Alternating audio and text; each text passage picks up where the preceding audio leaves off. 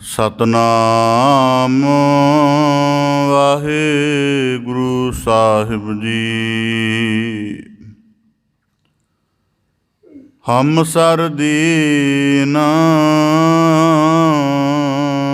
दयाल न तुम सर, अब पतियार क्या कीजै।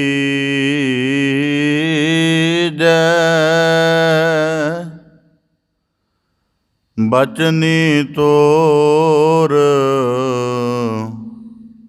मोर मन मानै,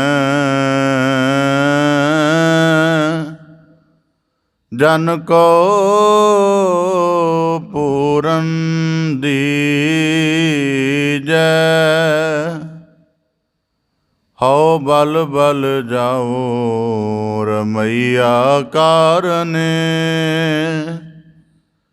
कारण कवन बोल।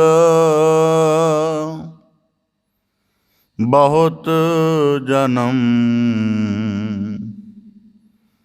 बहुत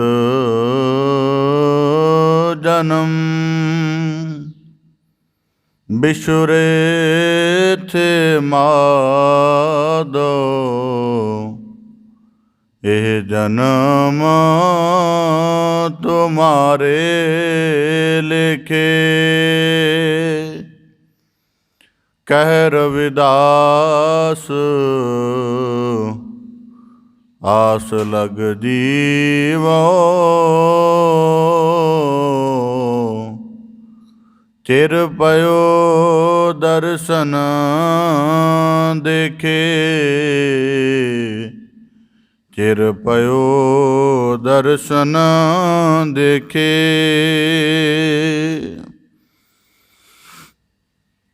निर्गुणियारियानिया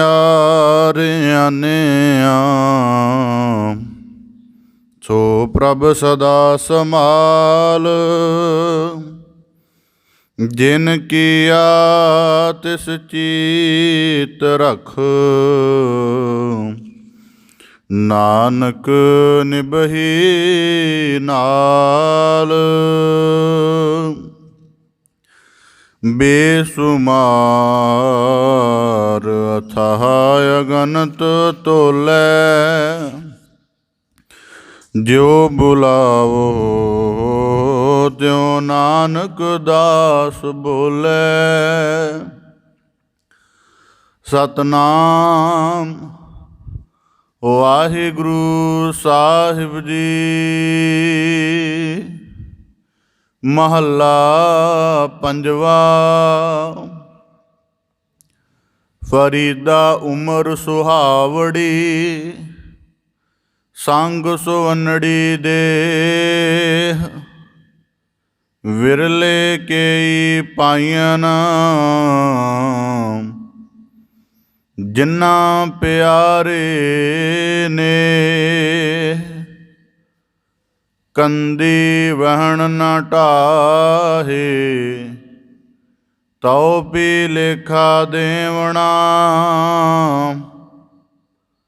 जिधर रब रजाई, वहन तिदाऊ गाँव करे। फरीदा दुखा सेती देह गया, सूला सेती रात। खड़ा पुकारे पातनी, बेड़ा कपरवात। लम्मी लम्मी नदी वह, कंधी के रहित। बेड़े नो कपर क्या करे, जे पातन रह सुचेत। वाहिगुरु जी का खालसा, वाहिगुरु जी की फतेह। धन धन सतगुरु गुरु गरीब निवाज। ਕਿਰਪਾ ਨਿਧ ਦਇਆ ਨਿਧ ਕਰੁਣਾ ਨਿਧ ਸਤਿਗੁਰੂ ਸ੍ਰੀ ਗੁਰੂ ਗ੍ਰੰਥ ਸਾਹਿਬ ਜੀ ਦੀਨ ਦਇਆਲ ਪਾਤਸ਼ਾਹ, ਤਿਨਾਂ ਦੀ ਅਪਾਰ ਮਿਹਰਮਤ ਹੈ, ਅਥਾਹ ਬਖਸ਼ਿਸ਼ ਹੈ, ਜੋ ਸਤਿਗੁਰੂ ਸਾਹਿਬ ਜੀ ਨੇ ਸਾਨੂੰ ਸਭ ਨੂੰ ਆਪਣੀ ਮਿਹਰ ਭਰੀ ਬਖਸ਼ਿਸ਼ ਭਰੀ ਨਜ਼ਰ ਕਰਕੇ ਆਪਣੀ ਪਾਵਨ ਪਵਿੱਤਰ ਮੁਬਾਰਕ ਚਰਨ ਸ਼ਰਨ ਹਜ਼ੂਰੀ ਦੇ ਅੰਤਰਗਤ ਸਤ ਸੰਗਤ ਰੂਪ ਟਕਸਾਲ ਦੇ ਵਿੱਚ ਜੁੜਨ ਦਾ ਅਮੋਲਕ ਅਵਸਰ ਬਖਸ਼ਿਸ਼ ਕੀਤਾ ਹੈ ਜੀ। ਆਪ ਜੀ ਬੜੇ ਸੁਭਾਗਸ਼ਾਲੀ ਹੋ ਜੋ ਆਪਣੇ ਮਨੁੱਖਾ ਜੀਵਨ ਦੇ ਦੁਰਲੱਭ ਅਵਸਰ ਨੂੰ ਗੁਰੂ ਕੀ ਕਾਰ ਕਮਾਉਂਦਿਆਂ ਹੋਇਆਂ ਸ਼ਬਦ ਦੇ ਵਿਚਾਰ, ਸ਼ਬਦ ਦੇ ਕੀਰਤਨ ਅਭਿਆਸ ਨਾਲ ਸਫਲ ਕਰਨ ਦਾ ਸ਼੍ਰੇਸ਼ਟ ਯਤਨ ਕਰ ਰਹੇ ਹੋ ਜੀ। ਸਤਿਗੁਰੂ ਕੀ ਅਪਾਰ ਮਿਹਰਮਤ ਹੈ। ਲੜੀਵਾਰ ਬਾਣੀ ਵਿਚਾਰ ਦੇ ਅੰਤਰਗਤ ਆਪ ਜੀ ਭਗਤ ਸਿਰਮੌਰ ਮਹਾਨ ਸੂਫੀ ਸੰਤ ਗੰਜੇ ਸ਼ਕਰ ਬਾਬਾ ਸ਼ੇਖ ਫਰੀਦ ਸਾਹਿਬ ਜੀ, ਤਿਨਾਂ ਦੇ ਪਾਵਨ ਸ਼ਲੋਕਾਂ ਦੀ ਲੜੀਵਾਰ ਵਿਚਾਰ ਸ਼ਰਵਣ ਕਰ ਰਹੇ ਹੋ ਜੀ।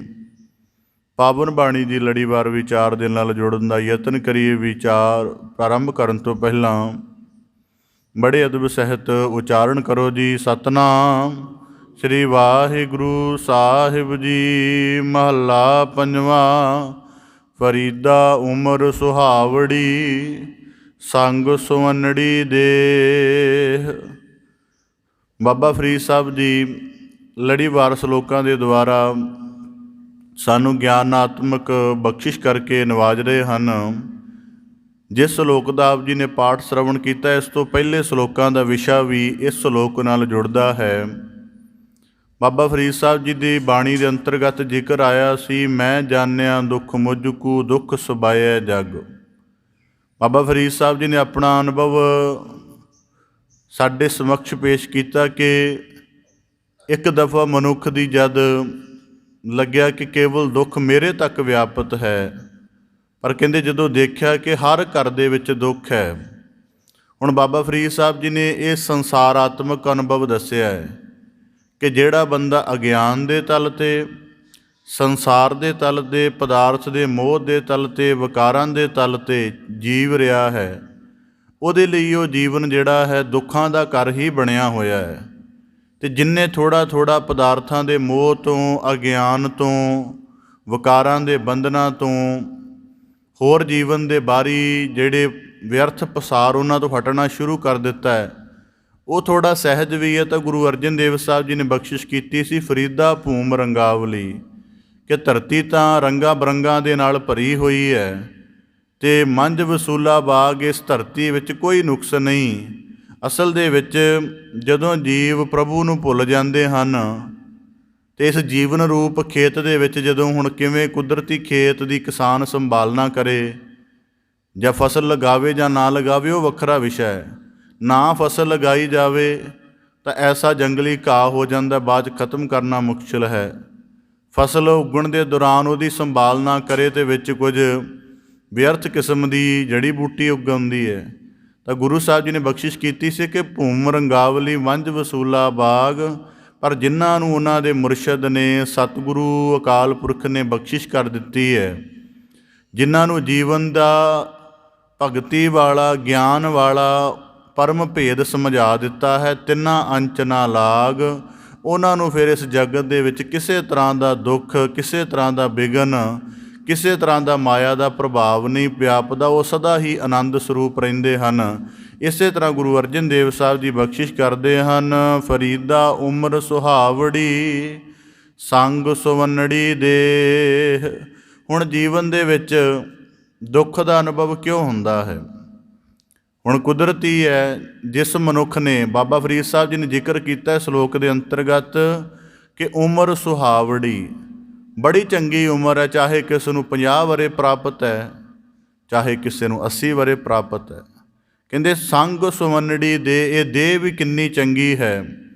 ਇਸ ਦੇਹ ਦੀ ਸੁੰਦਰਤਾ, ਦੇਹ ਦਾ ਬਲ, ਬੁੱਧੀ ਦਾ ਤਾਣ, ਅਨੇਕਾਂ ਕਾਰਜਾਂ ਕਰਨ ਦੀ ਇਹਦੇ ਵਿੱਚ ਸਮਰੱਥਾ ਹੈ। ਤਾਂ ਬਾਬਾ ਫਰੀਦ ਸਾਹਿਬ ਜੀ ਕਹਿੰਦੇ ਉਮਰ ਵੀ ਬੜੀ ਚੰਗੀ ਮਿਲੀ, ਦੇਹ ਦਾ ਬਲ ਵੀ ਪੂਰਾ ਮਿਲਿਆ, ਪਰ ਆਖਦੇ ਹਨ ਵਿਰਲੇ ਕਈ ਪਾਈਨ ਜਿਨ੍ਹਾਂ ਪਿਆਰੇ ਨੇ। ਕੋਈ ਵਿਰਲੇ ਲੱਭਦੇ ਨੇ ਜਿਨ੍ਹਾਂ ਨੇ ਇਸ ਉਮਰ ਦਾ ਅਤੇ ਇਸ ਦੇਹ ਦਾ ਚੰਗਾ ਪ੍ਰਯੋਗ ਕਰਕੇ ਭਗਤੀ ਦੇ, ਧਰਮ ਦੀ ਸਾਧਨਾ ਦੇ, ਅਧਿਆਤਮਿਕ ਸਾਧਨਾ ਦੇ ਤਹਿਤ ਵਰਤੋਂ ਕਰਦਿਆਂ ਹੋਇਆਂ ਆਪਣੇ ਜੀਵਨ ਨੂੰ ਸਫਲ ਕੀਤਾ। ਹੁਣ ਬਾਬਾ ਫਰੀਦ ਸਾਹਿਬ ਜੀ ਨੇ ਬਖਸ਼ਿਸ਼ ਕੀਤੀ ਸੀ, ਘਰ ਘਰ ਇਹ ਅੱਗ।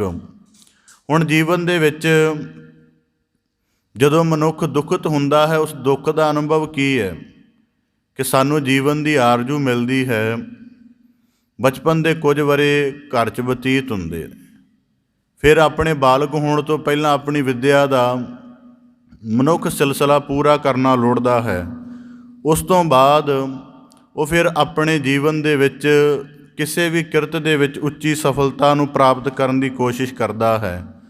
ਤਾਂ ਉਸ ਤੋਂ ਬਾਅਦ ਉਹਦੇ ਜੀਵਨ ਦਾ ਇਸ ਤਰ੍ਹਾਂ ਨਿਰਬਾਹ ਚੱਲਦਾ ਰਹੇ। ਅਤੇ ਜੇ ਸੰਸਾਰਕ ਪੱਖ ਤੋਂ ਵੀ ਗੱਲ ਕਰ ਲਈਏ ਤਾਂ ਮਨੁੱਖ ਠੀਕ ਰਹਿੰਦਾ, ਉਹਦੇ ਕੋਲੋਂ ਗਿਆਨ ਵੀ ਹੈ, ਆਪਣੇ ਜੀਵਨ ਦਾ ਨਿਰਬਾਹ ਕਰਨ ਲਈ ਸਾਰੀਆਂ ਵਸਤਾਂ ਵੀ ਹਨ, ਇਹ ਠੀਕ ਹੈ।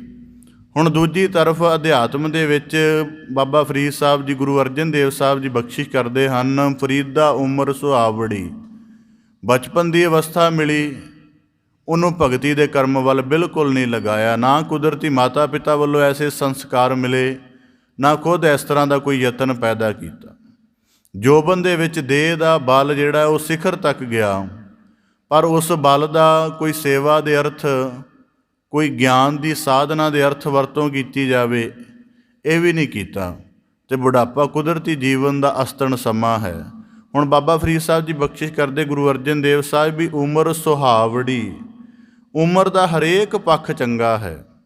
ਜਿਵੇਂ ਗੁਰੂ ਅਮਰਦਾਸ ਸਾਹਿਬ ਜੀ ਨੇ ਵੀ ਇਸੇ ਅੰਤਰਗਤ ਸਲੋਕਾਂ 'ਚ ਬਖਸ਼ਿਸ਼ ਕੀਤੀ ਸੀ, ਕਾਲੀ ਧੌਲੀ ਸਾਹਿਬ ਸਦਾ ਹੈ ਜੇ ਕੋ ਚਿੱਤ ਕਰੇ। ਇਸ ਕਰਕੇ ਵੀ ਬੁਢਾਪਾ ਵੀ ਇੱਕ ਤਰੀਕੇ ਨਾਲ ਸੁਹਾਵਣਾ ਹੈ, ਜੇ ਅੰਦਰ ਮਾਲਕ ਦੀ ਯਾਦ ਬਣੀ ਰਹੇ।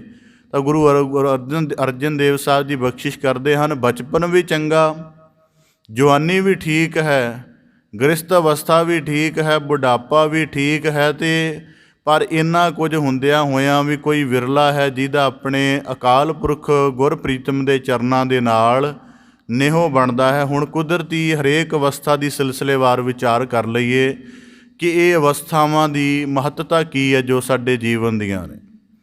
ਬਚਪਨ ਸਭ ਤੋਂ ਵੱਧ, ਜੇ ਸਿਮਰਨਮਈ ਜੀਵਨ ਜਿਹਨੇ ਆਪਣਾ ਜਬ ਤੋਂ ਵੱਧ ਗਹਿਰਾਈ ਵਾਲਾ ਬਣਾਉਣਾ ਹੈ, ਉਹਨੂੰ ਆਪਣੇ ਬਚਪਨ ਦੀ ਪਛਾਣ ਕਰਨੀ ਪਏਗੀ ਅਤੇ ਬਚਪਨ ਦੀ ਠੀਕ ਵਰਤੋਂ ਕਰਨੀ ਪਏਗੀ। ਬਚਪਨ ਦੇ ਵਿੱਚ ਨਿਰਛਲਤਾ ਹੈ।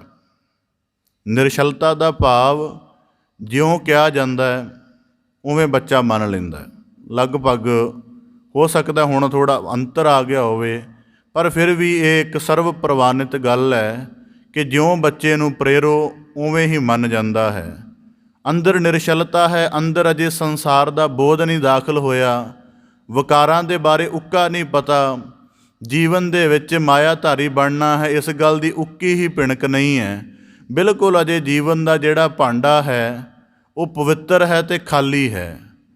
ਹੁਣ ਜਿਹੜੇ ਇਸ ਅਵਸਥਾ ਨੂੰ, ਹੁਣ ਕੁਦਰਤੀ ਹੈ, ਬੱਚੇ ਨੂੰ ਇੱਕ ਵਾਰੀ ਝਿੜਕੇ ਬਿਠਾ ਦਿੱਤਾ, ਅੱਖਾਂ ਮੀਟ ਕੇ 10 ਮਿੰਟ ਰੱਬ ਦਾ ਨਾਮ ਲੈ, ਉਹ ਲੈਂਦਾ ਰਹੇਗਾ ਅਤੇ ਉਹਦੇ ਅੰਦਰ ਕੋਈ ਦੂਜਾ ਖਿਆਲ ਨਹੀਂ, ਉਹ ਜੋ ਕਰਮ ਕਰ ਰਿਹਾ ਉਹੀ ਕਰ ਰਿਹਾ ਹੈ।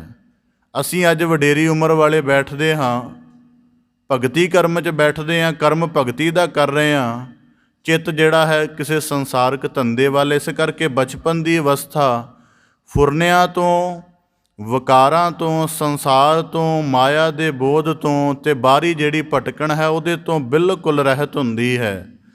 ਜਿਨ੍ਹਾਂ ਦੀ ਉਸ ਸਮੇਂ ਵਿੱਚ ਜਿਹੜੇ ਫਿਰ ਭਗਤੀ ਦਾ ਕਰਮ ਸ਼ੁਰੂ ਕਰ ਲੈਂਦੇ ਹਨ, ਜਿਵੇਂ ਸਮਝ ਲਓ ਕਿ ਕੁਝ ਘੜੀਆਂ ਉਹ ਰੋਜ਼ਾਨਾ ਬੈਠ ਕੇ ਅਭਿਆਸ ਕਰਨ ਲੱਗ ਪੈਂਦੇ ਨੇ, ਅਤੇ ਉਹਨਾਂ ਦੇ ਜੀਵਨ ਦੀ ਪਵਿੱਤਰਤਾ, ਉਹਨਾਂ ਦੇ ਜੀਵਨ ਦੀ ਇਕਾਗਰਤਾ ਇੰਨੀ ਬਣ ਜਾਂਦੀ ਹੈ ਕਿ ਫਿਰ ਉਹ ਬਣੀ ਹੋਈ ਸਿਮਰਨਮਈ ਜੀਵਨ ਦੀ ਗਹਿਰਾਈ ਜ਼ਿੰਦਗੀ ਭਰ ਉਹਨਾਂ ਦੀ ਘਟਦੀ ਨਹੀਂ, ਵੱਧਦੀ ਹੀ ਚਲੀ ਜਾਂਦੀ ਹੈ। ਇਸ ਕਰਕੇ ਜਿਵੇਂ ਆਪ ਜੀ ਛੋਟੇ ਸਾਹਿਬਜ਼ਾਦਿਆਂ ਦਾ ਜੀਵਨ ਦੇਖਦੇ ਹੋ, ਉਹਨਾਂ ਦੇ ਭਾਵੇਂ ਜੀਵਨ ਦਾ ਬਾਲਗ ਅਵਸਥਾ ਦਾ ਦੌਰ ਨਹੀਂ ਆਇਆ, ਬਚਪਨ ਦੇ ਵਿੱਚ ਹੀ ਉਹਨਾਂ ਦਾ ਸ਼ਹਾਦਤ ਹੋ ਗਈ, ਪਰ ਓਨੀ ਜਿਹੜੀ ਇਕਾਗਰਤਾ, ਦ੍ਰਿੜਤਾ ਅਤੇ ਧਰਮ ਨੂੰ ਬੜੇ ਸੁਦ੍ਰਿੜ ਢੰਗ ਦੇ ਨਾਲ ਪਕੜ ਕੇ ਮਰਯਾਦਾ ਸਹਿਤ ਸਿਦਕ ਸਹਿਤ ਨਿਭਣ ਦੀ ਜਿਹੜੀ ਪ੍ਰੇਰਣਾ ਹੈ ਉਹ ਉਹਨਾਂ ਦੇ ਸਿਮਰਨਮਈ ਜੀਵਨ 'ਚੋਂ ਪੈਦਾ ਹੋਈ ਹੈ। ਇਸ ਕਰਕੇ ਬਚਪਨ ਦਾ ਸਭ ਤੋਂ ਚੰਗਾ ਪ੍ਰਯੋਗ, ਕਿਉਂਕਿ ਉਦੋਂ ਬੁੱਧੀ ਵੀ ਇਕਾਗਰ ਹੈ, ਸਮਝ ਵੀ ਹੁੰਦੀ ਹੈ, ਪਰ ਸਮਝ ਦੇ ਵਿੱਚ ਚਲਾਕੀ ਨਹੀਂ ਆਈ ਹੁੰਦੀ। ਜਿਹੜੀ ਮੈਮਰੀ ਉਹ ਵੀ ਹੁੰਦੀ ਹੈ, ਪਰ ਮੈਮਰੀ ਦੇ ਵਿੱਚ ਅਜੇ ਵੰਡ ਨਹੀਂ ਪਈ ਹੁੰਦੀ। ਅਤੇ ਜਿਹੜਾ ਮਨ ਹੈ ਉਹ ਫੁਰਨਿਆਂ ਦੇ ਸਹਿਤ ਹੁੰਦਾ ਹੈ, ਪਰ ਫੁਰਨੇ ਦੂਜਿਆਂ ਦੇ ਲੈਂਦਾ ਹੈ। ਮਾਤਾ ਪਿਤਾ ਕਹਿ ਦਿੰਦਾ ਹੈ ਕਰਮ ਕਰ, ਉਵੇਂ ਕਰਦਾ, ਆਪਣਾ ਫੁਰਨਾ ਉਹਦੇ ਕੋਲ ਬਹੁਤ ਬਾਅਦ ਵਿੱਚ ਜਾ ਕੇ ਬਣਦਾ ਹੈ। ਇਸ ਕਰਕੇ ਬਾਬਾ ਫਰੀਦ ਸਾਹਿਬ ਜੀ ਕਹਿੰਦੇ ਉਮਰ ਸੁਹਾਵੜੀ, ਉਮਰ ਦੀ ਇੱਕ ਅਵਸਥਾ ਮਿਲੀ ਬਚਪਨ, ਅਤੇ ਬੰਦਗੀ ਦਾ ਧਨ ਸਮਾਉਣ ਦੇ ਲਈ ਸਭ ਤੋਂ ਚੰਗੀ ਅਵਸਥਾ ਸੀ।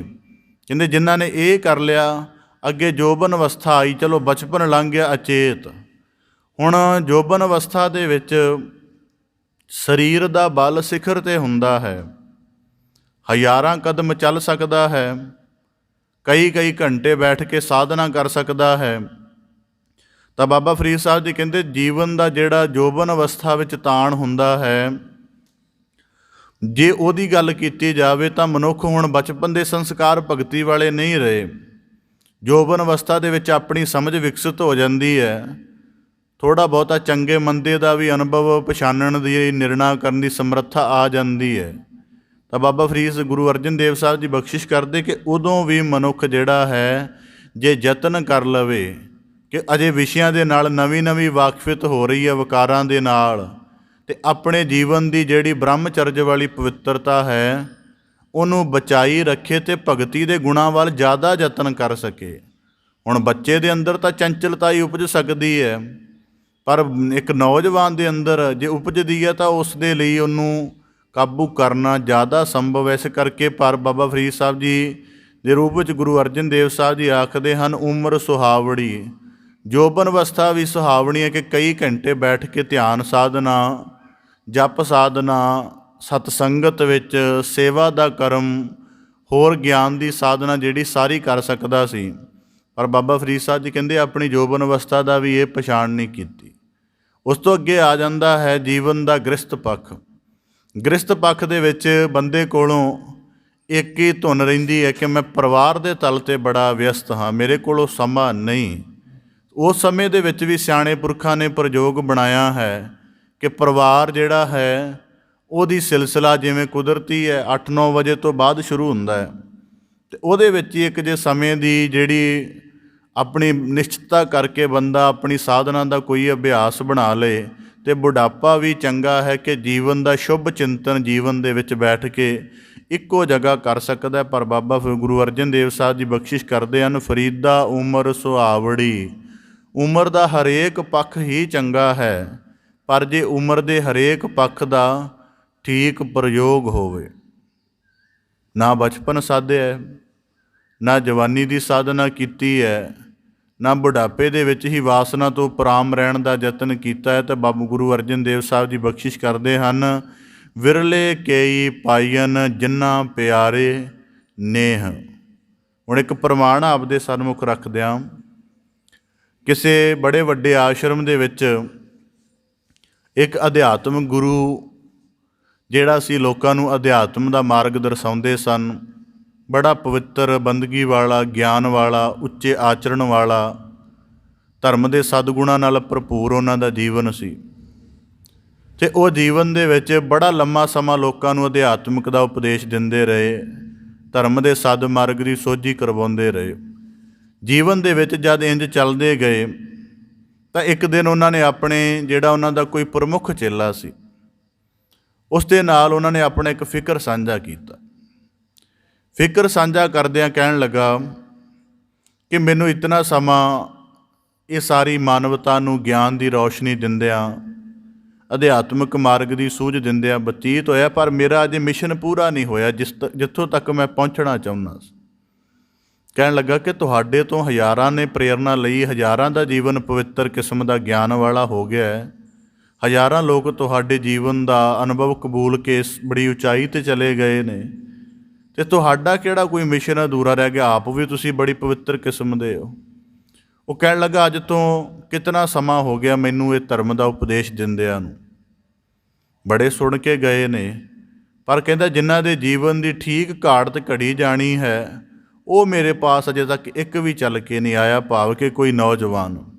ਇਤਨੇ ਨੂੰ ਅਜੇ ਉਹ ਵਿਚਾਰ ਕਰਕੇ ਫਿਕਰ ਕਰਕੇ ਹਟੇ ਸਨ। ਅਗਲੇ ਦਿਨ ਕੁਝ ਨੌਜਵਾਨਾਂ ਦੀ ਮੰਡਲੀ ਉਹਨਾਂ ਕੋਲੋਂ ਧਰਮ ਦੀ ਦੀਖਿਆ ਲੈਣ ਆਈ, ਅਤੇ ਉਹਨਾਂ ਨੇ ਜਦੋਂ ਦੀਖਿਆ ਲੈਣ ਕਿਹਾ ਕਿ ਸਾਨੂੰ ਚੇਲੇ ਵਜੋਂ ਪ੍ਰਵਾਨ ਕਰੋ, ਤਾਂ ਉਸ ਮਹਾਤਮਾ ਨੇ ਜਿਸ ਜਗ੍ਹਾ ਆਪ ਬਹਿੰਦਾ ਸੀ ਉਸ ਜਗ੍ਹਾ ਉਹਨਾਂ ਨੂੰ ਬਿਠਾਤਾ ਅਤੇ ਆਪ ਉਹਨਾਂ ਨੂੰ ਨਮਸਕਾਰ ਕਰ ਦਿੱਤੀ। ਉਹ ਕਹਿਣ ਲੱਗੇ ਕਿ ਤੁਸੀਂ ਅਜੋਗ ਕਰਮ ਕਰਦੇ ਹੋ, ਅਸੀਂ ਤੁਹਾਡੇ ਕੋਲੋਂ ਧਰਮ ਦੀ ਦੀਖਿਆ ਲੈਣ ਆਏ ਹਾਂ, ਤੁਸੀਂ ਸਾਨੂੰ ਉਲਟਾ ਨਮਸਕਾਰ ਕਰ ਰਹੇ ਹੋ। ਤਾਂ ਉਸ ਅਧਿਆਤਮਿਕ ਪੁਰਖ ਨੇ ਕਿਹਾ ਕਿ ਮੈਨੂੰ ਜਿਹੜੀ ਜੀਵਨ ਦੀ ਸੋਝੀ ਸੀ ਉਹ ਲਗਭਗ ਜੋਬਨ ਦੀ ਅਵਸਥਾ ਬੀਤਣ ਤੋਂ ਬਾਅਦ ਆਈ ਸੀ। ਮਤਲਬ 24-25 ਸਾਲ ਦੀ ਆਜੂ ਲੰਘ ਗਈ ਹੋਏਗੀ, ਜੋਬਨ ਅਵਸਥਾ ਲੰਘ ਗਈ, ਫਿਰ ਜਾ ਕੇ ਪਤਾ ਲੱਗਿਆ ਕਿ ਨਹੀਂ ਧਰਮ ਦੀ ਤਰਫ ਚੱਲਣਾ ਚਾਹੀਦਾ। ਫਿਰ ਮੈਂ ਸਾਧਨਾ ਕਰਕੇ ਅਧਿਆਤਮਿਕ ਗੁਰੂ ਬਣ ਗਿਆ। ਤੁਸੀਂ ਅਜੇ ਬਿਲਕੁਲ ਜੋਬਨ ਅਵਸਥਾ ਦੇ ਆਰੰਭ 'ਤੇ ਹੋ ਅਤੇ ਤੁਹਾਡੇ ਅੰਦਰ ਇਹ ਸ਼੍ਰੇਸ਼ਟ ਸੋਝੀ ਜਾਗ ਪਈ ਹੈ ਕਿ ਅਸੀਂ ਆਪਣੇ ਜੀਵਨ ਨੂੰ ਬੰਦਗੀ, ਗਿਆਨ, ਸਾਧਨਾ ਦੇ ਸਹਿਤ ਪਵਿੱਤਰ ਅਤੇ ਸੰਭਾਲ ਕੇ ਰੱਖਣਾ ਹੈ। ਇਸ ਕਰਕੇ ਤੁਸੀਂ ਮੇਰੇ ਨਾਲੋਂ ਠੀਕ ਆ, ਜੇ ਬੰਦਗੀ 'ਚ ਤੁਸੀਂ ਹੋ ਸਕਦਾ ਮੇਰੇ ਤੋਂ ਮਗਰ ਹੋਵੋ, ਪਰ ਜਿਹੜੀ ਬੰਦਗੀ ਦੀ ਪਹਿਲੀ ਪ੍ਰੇਰਣਾ ਪੈਦਾ ਹੋਈ ਸੀ ਤੁਸੀਂ ਉਹਦੇ ਵਿੱਚ ਮੇਰੇ ਨਾਲੋਂ ਅੱਗੇ, ਇਸ ਕਰਕੇ ਤੁਹਾਨੂੰ ਨਮਸਕਾਰ ਕਰਨੀ ਬਣਦੀ ਹੈ। ਇਸ ਕਰਕੇ ਗੁਰੂ ਅਰਜਨ ਦੇਵ ਸਾਹਿਬ ਜੀ ਬਖਸ਼ਿਸ਼ ਕਰਦੇ ਹਨ, ਵਿਰਲੇ ਕੇਈ ਪਾਈਨ। ਹੁਣ ਹਰੇਕ ਤਲ ਦੀ ਗੱਲ ਕਰ ਲਈ ਜਾਵੇ। ਨੌਜਵਾਨ ਦੇ ਜੀਵਨ 'ਚ ਗੁਰੂ ਚਰਨਾਂ ਨਾਲ ਅਥਾਹ ਪ੍ਰੇਮ ਨਹੀਂ ਹੈ। ਗ੍ਰਸਤੀ ਨੇ ਇੰਨੇ ਜ਼ਿਆਦਾ ਆਪਣੇ ਮਿੱਥਿਆ ਆਧਾਰਿਤ ਹਵਾਲੇ ਬਣਾਏ ਹੋਏ ਨੇ ਜਿਹਦੇ ਵਿੱਚ ਨਿਰਾ ਹੀ ਝੂਠ ਹੈ। ਜੀਵਨ ਦੇ ਵਿੱਚ ਅੱਜ ਜਿਤਨਾ ਪਿਛਲੇ 1 ਸਾਲ ਦੀ ਪੂਰੇ ਵਿਸ਼ਵ ਦੀ ਗਤੀ ਜਿਹੜੀ ਹੈ ਕੀੜੀ ਦੀ ਚਾਲ 'ਤੇ ਚੱਲ ਰਹੀ ਹੈ, ਜਾਂ ਕਹਿ ਲਓ ਬਹੁਤ ਹੌਲੀ ਚੱਲ ਰਹੀ ਹੈ। ਇੰਨੀ ਵਿਸ਼ਵ ਦੀ ਸਮੁੱਚੇ ਸਿਸਟਮ ਦੀ ਗਤੀ ਇੰਨੀ ਹੌਲੀ ਚੱਲ ਰਹੀ ਹੈ ਅਤੇ ਮਨੁੱਖ ਦੇ ਪਾਸ ਲਗਭਗ ਸਮਾਂ ਹੀ ਸਮਾਂ ਹੈ। ਇਹ ਠੀਕ ਹੈ ਕਿ ਵਿਪਤਾ ਭਰਿਆ ਸਮਾਂ ਹੈ, ਪਰ ਫਿਰ ਵੀ ਸਮਾਂ ਤਾਂ ਸਮਾਂ ਹੀ ਹੈ, ਚਾਹੇ ਵਿਪਤਾ 'ਚ ਹੋਵੇ ਚਾਹੇ ਆਰਾਮਦਾਇਕ 'ਚ ਹੋਵੇ। ਇਸ ਸਮੇਂ ਦੇ ਵਿੱਚ ਵੀ ਮਨੁੱਖ ਨੇ ਆਪਣੇ ਜੀਵਨ ਦੀ ਤਲਾਸ਼ ਦਾ ਕੋਈ ਨਵਾਂ ਪਹਿਲੂ ਲੱਭਣ ਦਾ ਯਤਨ ਨਹੀਂ ਕੀਤਾ। ਸਮੁੱਚੇ ਵਿਸ਼ਵ ਦੀ ਗਤੀ ਰੁਕੀ ਹੋਈ ਹੈ। ਇਸ ਸਮੇਂ ਦੇ ਵਿੱਚ ਵੀ ਬੜੀ ਮਨੁੱਖਤਾ ਨੇ ਯਤਨ ਨਹੀਂ ਕੀਤਾ ਕਿ ਜਿਹੜਾ ਕੁਝ ਜੀਵਨ ਦੇ ਵਿੱਚ ਇਹ ਵਾਪਰਿਆ ਇਹਦੇ ਤੋਂ ਪਰਾਂ ਵੀ ਕੋਈ ਆਰਾਮਦਾਇਕ, ਕੋਈ ਭੈ ਰਹਿਤ, ਕੋਈ ਇੱਕ ਬੜੇ ਉੱਚੇ ਆਧਾਰਾਂ ਵਾਲਾ ਜੀਵਨ ਵੀ ਹੋ ਸਕਦਾ ਅਤੇ ਉਹਦੇ ਲਈ ਧਰਮ ਦੇ ਵਿੱਚੋਂ ਕੋਈ ਖੋਜ ਕੀਤੀ ਜਾਵੇ। ਕਿਸੇ ਮਨੁੱਖ ਨੇ ਨਵਾਂ ਯਤਨ ਨਹੀਂ ਸ਼ੁਰੂ ਕੀਤਾ, ਸਗੋਂ ਘਟੇ ਹਨ। ਇਸ ਕਰਕੇ ਬਾਬਾ ਗੁਰੂ ਅਰਜਨ ਦੇਵ ਸਾਹਿਬ ਜੀ ਕਹਿੰਦੇ ਬਜ਼ੁਰਗ ਵੀ ਮਿਲ ਜਾਂਦੇ ਨੇ, ਬੱਚੇ ਵੀ ਮਿਲ ਜਾਂਦੇ ਨੇ, ਨੌਜਵਾਨ ਵੀ ਮਿਲ ਜਾਂਦੇ ਨੇ, ਪਰ ਵਿਰਲੇ ਕੇਈ ਪਾਈਨ ਜਿਨ੍ਹਾਂ ਪਿਆਰੇ ਨੇਹ, ਜਿਨ੍ਹਾਂ ਦੇ ਅੰਦਰ ਵਾਕਿਆ ਹੀ ਨੇਹ ਹੋਏ ਉਹ ਵਿਰਲੇ ਲੱਭਦੇ ਹਨ। ਇਸ ਕਰਕੇ ਗੁਰੂ ਤੇਗ ਬਹਾਦਰ ਸਾਹਿਬ ਜੀ ਦੇ ਵਾਕ ਹਨ ਕਿ ਤਿੰਨੇ ਅਵਸਥਾ ਪਵਿੱਤਰ ਨੇ, ਬਾਲ ਜਵਾਨੀ ਅਰ ਬਿਰਧ ਫੁਨ ਤੀਨ ਅਵਸਥਾ ਜਾਨ, ਕਹੋ ਨਾਨਕ ਹਰ ਭਜਨ ਬਿਨ ਬਿਰਥਾ ਸਭ ਹੀ ਮਾਨ। ਇਸ ਗੱਲ ਦਾ ਗਹਿਰਾ ਅਨੁਭਵ ਲੈਣਾ ਹੋਵੇ ਤਾਂ ਗੁਰੂ ਸਾਹਿਬ ਜੀ ਦੀ ਪਾਵਨ ਬਾਣੀ ਸ੍ਰੀ ਰਾਗ ਦੇ ਅੰਦਰ ਪਹਿਰਿਆਂ ਦੀ ਬਾਣੀ, ਉਹਦੇ ਵਿੱਚ ਜ਼ਿਕਰ ਹੈ ਕਿ ਜਿਵੇਂ ਬੰਦਾ ਆਪਣੇ ਜੀਵਨ ਦੀਆਂ ਅਵਸਥਾਵਾਂ ਨੂੰ ਵਿਅਰਥ ਗਵਾਉਂਦਾ ਹੈ। ਬਾਣੀ ਦੇ ਵਿੱਚ ਜ਼ਿਕਰ ਹੈ, ਦੂਜੇ ਪੈਰੇ ਰੈਣ ਕੈ ਵਣਜਾਰਿਆ ਮਿੱਤਰਾ ਵਿਸਰ ਗਿਆ ਧਿਆਨ, ਤੀਜੇ ਪੈਰੇ ਰੈਣ ਕੈ ਵਣਜਾਰਿਆ ਮਿੱਤਰਾ ਧਨ ਜੋਬਨ ਸਿਉ ਚਿੱਤ, ਹਰ ਕਾ ਨਾਮ ਨ ਚਿੱਤ ਹੀ ਵਣਜਾਰਿਆ ਮਿੱਤਰਾ ਬੱਧਾ ਛੁੱਟੇ ਜਿੱਤ। ਤਾਂ ਗੁਰੂ ਅਰਜਨ ਦੇਵ ਸਾਹਿਬ ਜੀ ਬਖਸ਼ਿਸ਼ ਕਰਦੇ ਹਨ ਕਿ ਕਿਸੇ ਨੂੰ ਆਪਣੀ ਕਿਸੇ ਅਵਸਥਾ ਦੀ ਪਛਾਣ ਨਹੀਂ ਆਉਂਦੀ, ਇਸ ਕਰਕੇ ਅਸੀਂ ਸੰਸਾਰੀ। ਹੁਣ ਸੰਸਾਰੀ ਦਾ ਵੀ ਨਿਰਣਾ ਆਪਦੇ ਸਨਮੁਖ ਰੱਖਦੇ ਹਾਂ। ਸਾਡੇ ਘਰੇ ਕੋਈ ਬੱਚਾ ਪੈਦਾ ਹੋਵੇ, ਆਂਢ ਗੁਆਂਢ ਦੇ ਵਿੱਚ ਹੋਵੇ, ਸਮਾਜ ਵਿੱਚ ਹੋਵੇ, ਪਹਿਲੇ 3 ਵਰੇ ਜੀ ਇਹਦੇ 4 ਵਰੇ ਘਰ ਦੇ ਵਿੱਚ ਆਮ ਖੇਲਣ ਮਸਤੀ ਦੇ ਨੁਕਤੇ ਤੋਂ ਬਤੀਤ ਕਰਵਾ ਦਿਓ, ਪਰ ਤੁਰੰਤ ਬਾਅਦ ਸਕੂਲ ਭੇਜ ਦਿਓ। ਵਿੱਦਿਆ ਪੂਰੀ ਕਰਕੇ ਤੁਰੰਤ ਬਾਅਦ ਨੌਕਰੀ ਦੀ ਤਲਾਸ਼ 'ਚ ਲਗਾ ਦਿਓ। ਇਹ ਇੱਕ ਤਰ੍ਹਾਂ ਦਾ ਉੱਥੇ ਸਾਨੂੰ ਸਾਰੀ ਸਮਝ ਹੈ ਕਿ ਬਚਪਨ ਇਹਦਾ ਸਕੂਲ 'ਚ ਜਾਣਾ ਚਾਹੀਦਾ ਹੈ, ਨੌਜਵਾਨੀ ਇਹਦੀ ਕਾਰੋਬਾਰ ਜਾਂ ਹੋਰ ਕਿਸੇ ਪਾਸੇ ਸਫਲਤਾ ਵਾਲੀ ਤਰਫ ਲੱਗਣੀ ਚਾਹੀਦੀ ਹੈ, ਉਹਦੇ ਦੌਰਾਨ ਹੀ ਗ੍ਰਸਤ ਸ਼ੁਰੂ ਹੋ ਜਾਣੀ ਚਾਹੀਦੀ ਹੈ। ਸੰਸਾਰਕ ਤਲ 'ਤੇ ਸਾਨੂੰ ਸਾਰਾ ਗਿਆਨ ਹੈ, ਪਰ ਉਹ ਸੰਸਾਰਕ ਤਲ ਨੂੰ ਅਸੀਂ ਪੂਰਾ ਵੀ ਕਰਦੇ ਹਾਂ ਬੜੀ ਸ਼ਿੱਦਤ ਦੇ ਨਾਲ। ਵਿੱਦਿਆ ਵੀ ਦਿਵਾਉਂਦੇ ਹਾਂ, ਪਰਵਰਿਸ਼ ਵੀ ਕਰਦੇ ਹਾਂ, ਜੀਵਨ ਦੇ ਹੋਰ ਸਿਲਸਿਲੇ ਵੀ ਪੂਰੇ ਕਰਦੇ ਹਾਂ, ਅਤੇ ਇੰਨਾ ਕੁਝ ਪੂਰਾ ਕਰਨ ਦੇ ਬਾਅਦ ਵੀ ਜੀਵਨ ਦੁਖਤ ਰਹਿੰਦਾ ਹੈ ਕਿਉਂਕਿ ਧਰਮ ਦੇ ਸ਼ੁਭ ਗੁਣਾਂ ਦੀ ਦੀਖਿਆ ਨਹੀਂ ਦਵਾਈ। ਇਹ ਤਾਂ ਦਵਾ ਦਿੱਤੀ ਕਿ ਜਿਹੜੀ ਸਾਇੰਸ, ਟੈਕਨੋਲੋਜੀ, ਇੰਜੀਨੀਅਰਿੰਗ, ਮੈਡੀਕਲ, ਇਹ ਤਾਂ ਬਹੁਤ ਗਹਿਰੀਆਂ ਨੇ ਜੀ, ਇਹਨਾਂ ਵਿੱਚ ਜੀਵਨ ਅਸਲ ਇਹੀ ਵਿਦਿਆਵਾਂ ਦੇ ਨਾਲ ਹੈ। ਪਰ ਜਿਹੜੀ ਵਿਦਿਆ ਨੇ ਜੀਵਨ ਦੇ ਵਿੱਚ ਸਤ, ਸੰਤੋਖ, ਸਬਰ, ਸ਼ੁਕਰਾਨਾ, ਤਿਆਗ, ਵੈਰਾਗ, ਸੰਜਮ, ਪਰਉਪਕਾਰ, ਇਹ ਉੱਚੇ ਮਾਨਵੀ ਗੁਣ ਪੈਦਾ ਕਰਨੇ ਸਨ, ਉਹਦਾ ਜ਼ਿੰਦਗੀ 'ਚ ਕਦੇ ਪਾਠ ਨਹੀਂ ਪੜ੍ਹਾਇਆ। ਅਤੇ ਸੰਸਾਰਿਕ ਤੌਰ 'ਤੇ ਸੰਪੰਨ ਹੁੰਦਿਆਂ ਹੋਇਆਂ ਵੀ ਬੰਦਾ ਦੁਖੀ ਹੁੰਦਾ। ਇਸ ਕਰਕੇ ਗੁਰੂ ਅਰਜਨ ਦੇਵ ਸਾਹਿਬ ਜੀ ਬਖਸ਼ਿਸ਼ ਕਰਦੇ ਹਨ, ਵਿਰਲੇ ਕੇਈ ਪਾਈਨ, ਵਿਰਲੇ ਲੱਭਦੇ ਹਨ। ਕੁਦਰਤੀ ਇਸ ਯੁੱਗ ਦੀ ਹਾਲਤ ਵੀ ਐਸੀ ਹੋ ਗਈ। ਪਹਿਲਾਂ ਕੁਦਰਤੀ ਜਿਹੜੇ ਸਮਿਆਂ ਦਾ ਇੱਕ ਨਾ ਵਹਾਅ ਚੱਲਦਾ ਹੁੰਦਾ, ਹਰ ਅੱਧੀ ਸਦੀ ਬਾਅਦ ਨਾ ਵਹਾਅ ਬਦਲਦਾ ਹੁੰਦਾ।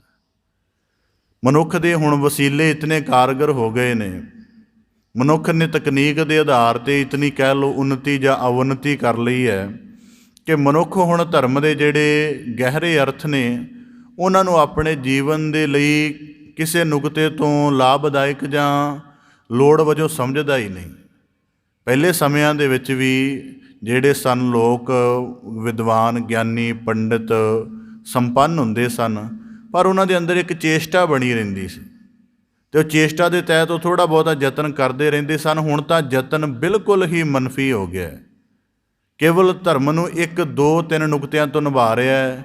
ਜਦੋਂ ਜੀਵਨ ਦੇ ਵਿੱਚ ਖੁਸ਼ੀ ਹੈ ਤਾਂ ਥੋੜ੍ਹੀ ਗਮੀ ਹੈ, ਬਾਕੀ ਨਹੀਂ ਪਤਾ ਕਿ ਕਿਹੜੇ ਧਰਮ 'ਚ ਜੰਮਿਆ, ਉਸ ਧਰਮ ਦੇ ਸਿਧਾਂਤ, ਧਰਮ ਦੀ ਮਰਿਆਦਾ, ਧਰਮ ਦੇ ਪਵਿੱਤਰ ਕਿਸਮ ਦੇ ਕਿਹੜੇ ਸਿਧਾਂਤ ਹਨ, ਉਹਨਾਂ ਨੂੰ ਜੀਵਨ ਦੇ ਵਿੱਚ ਅਪਣਾਉਣ ਦੇ ਨਾਲ ਕੀ ਪਰਿਵਰਤਨ ਹੋ ਸਕਦਾ ਹੈ, ਇਸ ਗੱਲ ਦੀ ਕੋਈ ਤਲਾਸ਼ ਨਹੀਂ ਕਰਦਾ। ਇਸ ਕਰਕੇ ਬਾਬਾ ਗੁਰੂ ਅਰਜਨ ਦੇਵ ਸਾਹਿਬ ਜੀ ਕਹਿੰਦੇ, ਵਿਰਲੇ ਕੇਈ ਪਾਈਨ, ਵਿਰਲੇ ਹਨ ਜਿਹੜੇ ਇਸ ਗੱਲ ਦੀ ਤਲਾਸ਼ ਕਰਦੇ ਹਨ ਕਿ ਜਿਨ੍ਹਾਂ ਦਾ ਪ੍ਰੀਤਮ ਦੇ ਚਰਨਾਂ ਦੇ ਨਾਲ ਨੇਹੋਂ ਹੈ। ਇਸ ਕਰਕੇ ਹੀ ਗੁਰੂ ਬਾਬਾ ਫਰੀਦ ਸਾਹਿਬ ਜੀ ਦਾ ਵੀ ਅਨੁਭਵ ਹੈ ਕਿ ਇੱਕ ਉਹ ਜੀਵਨ ਦੇ ਵਿੱਚ ਇਹ ਵੀ ਵਾਪਰਦਾ ਕਿ ਬਚਪਨ ਵੀ ਚਲ ਗਿਆ, ਜਵਾਨੀ ਵੀ ਚਲੀ ਗਈ, ਗ੍ਰਸਤ ਵੀ ਚਲਿਆ ਗਿਆ।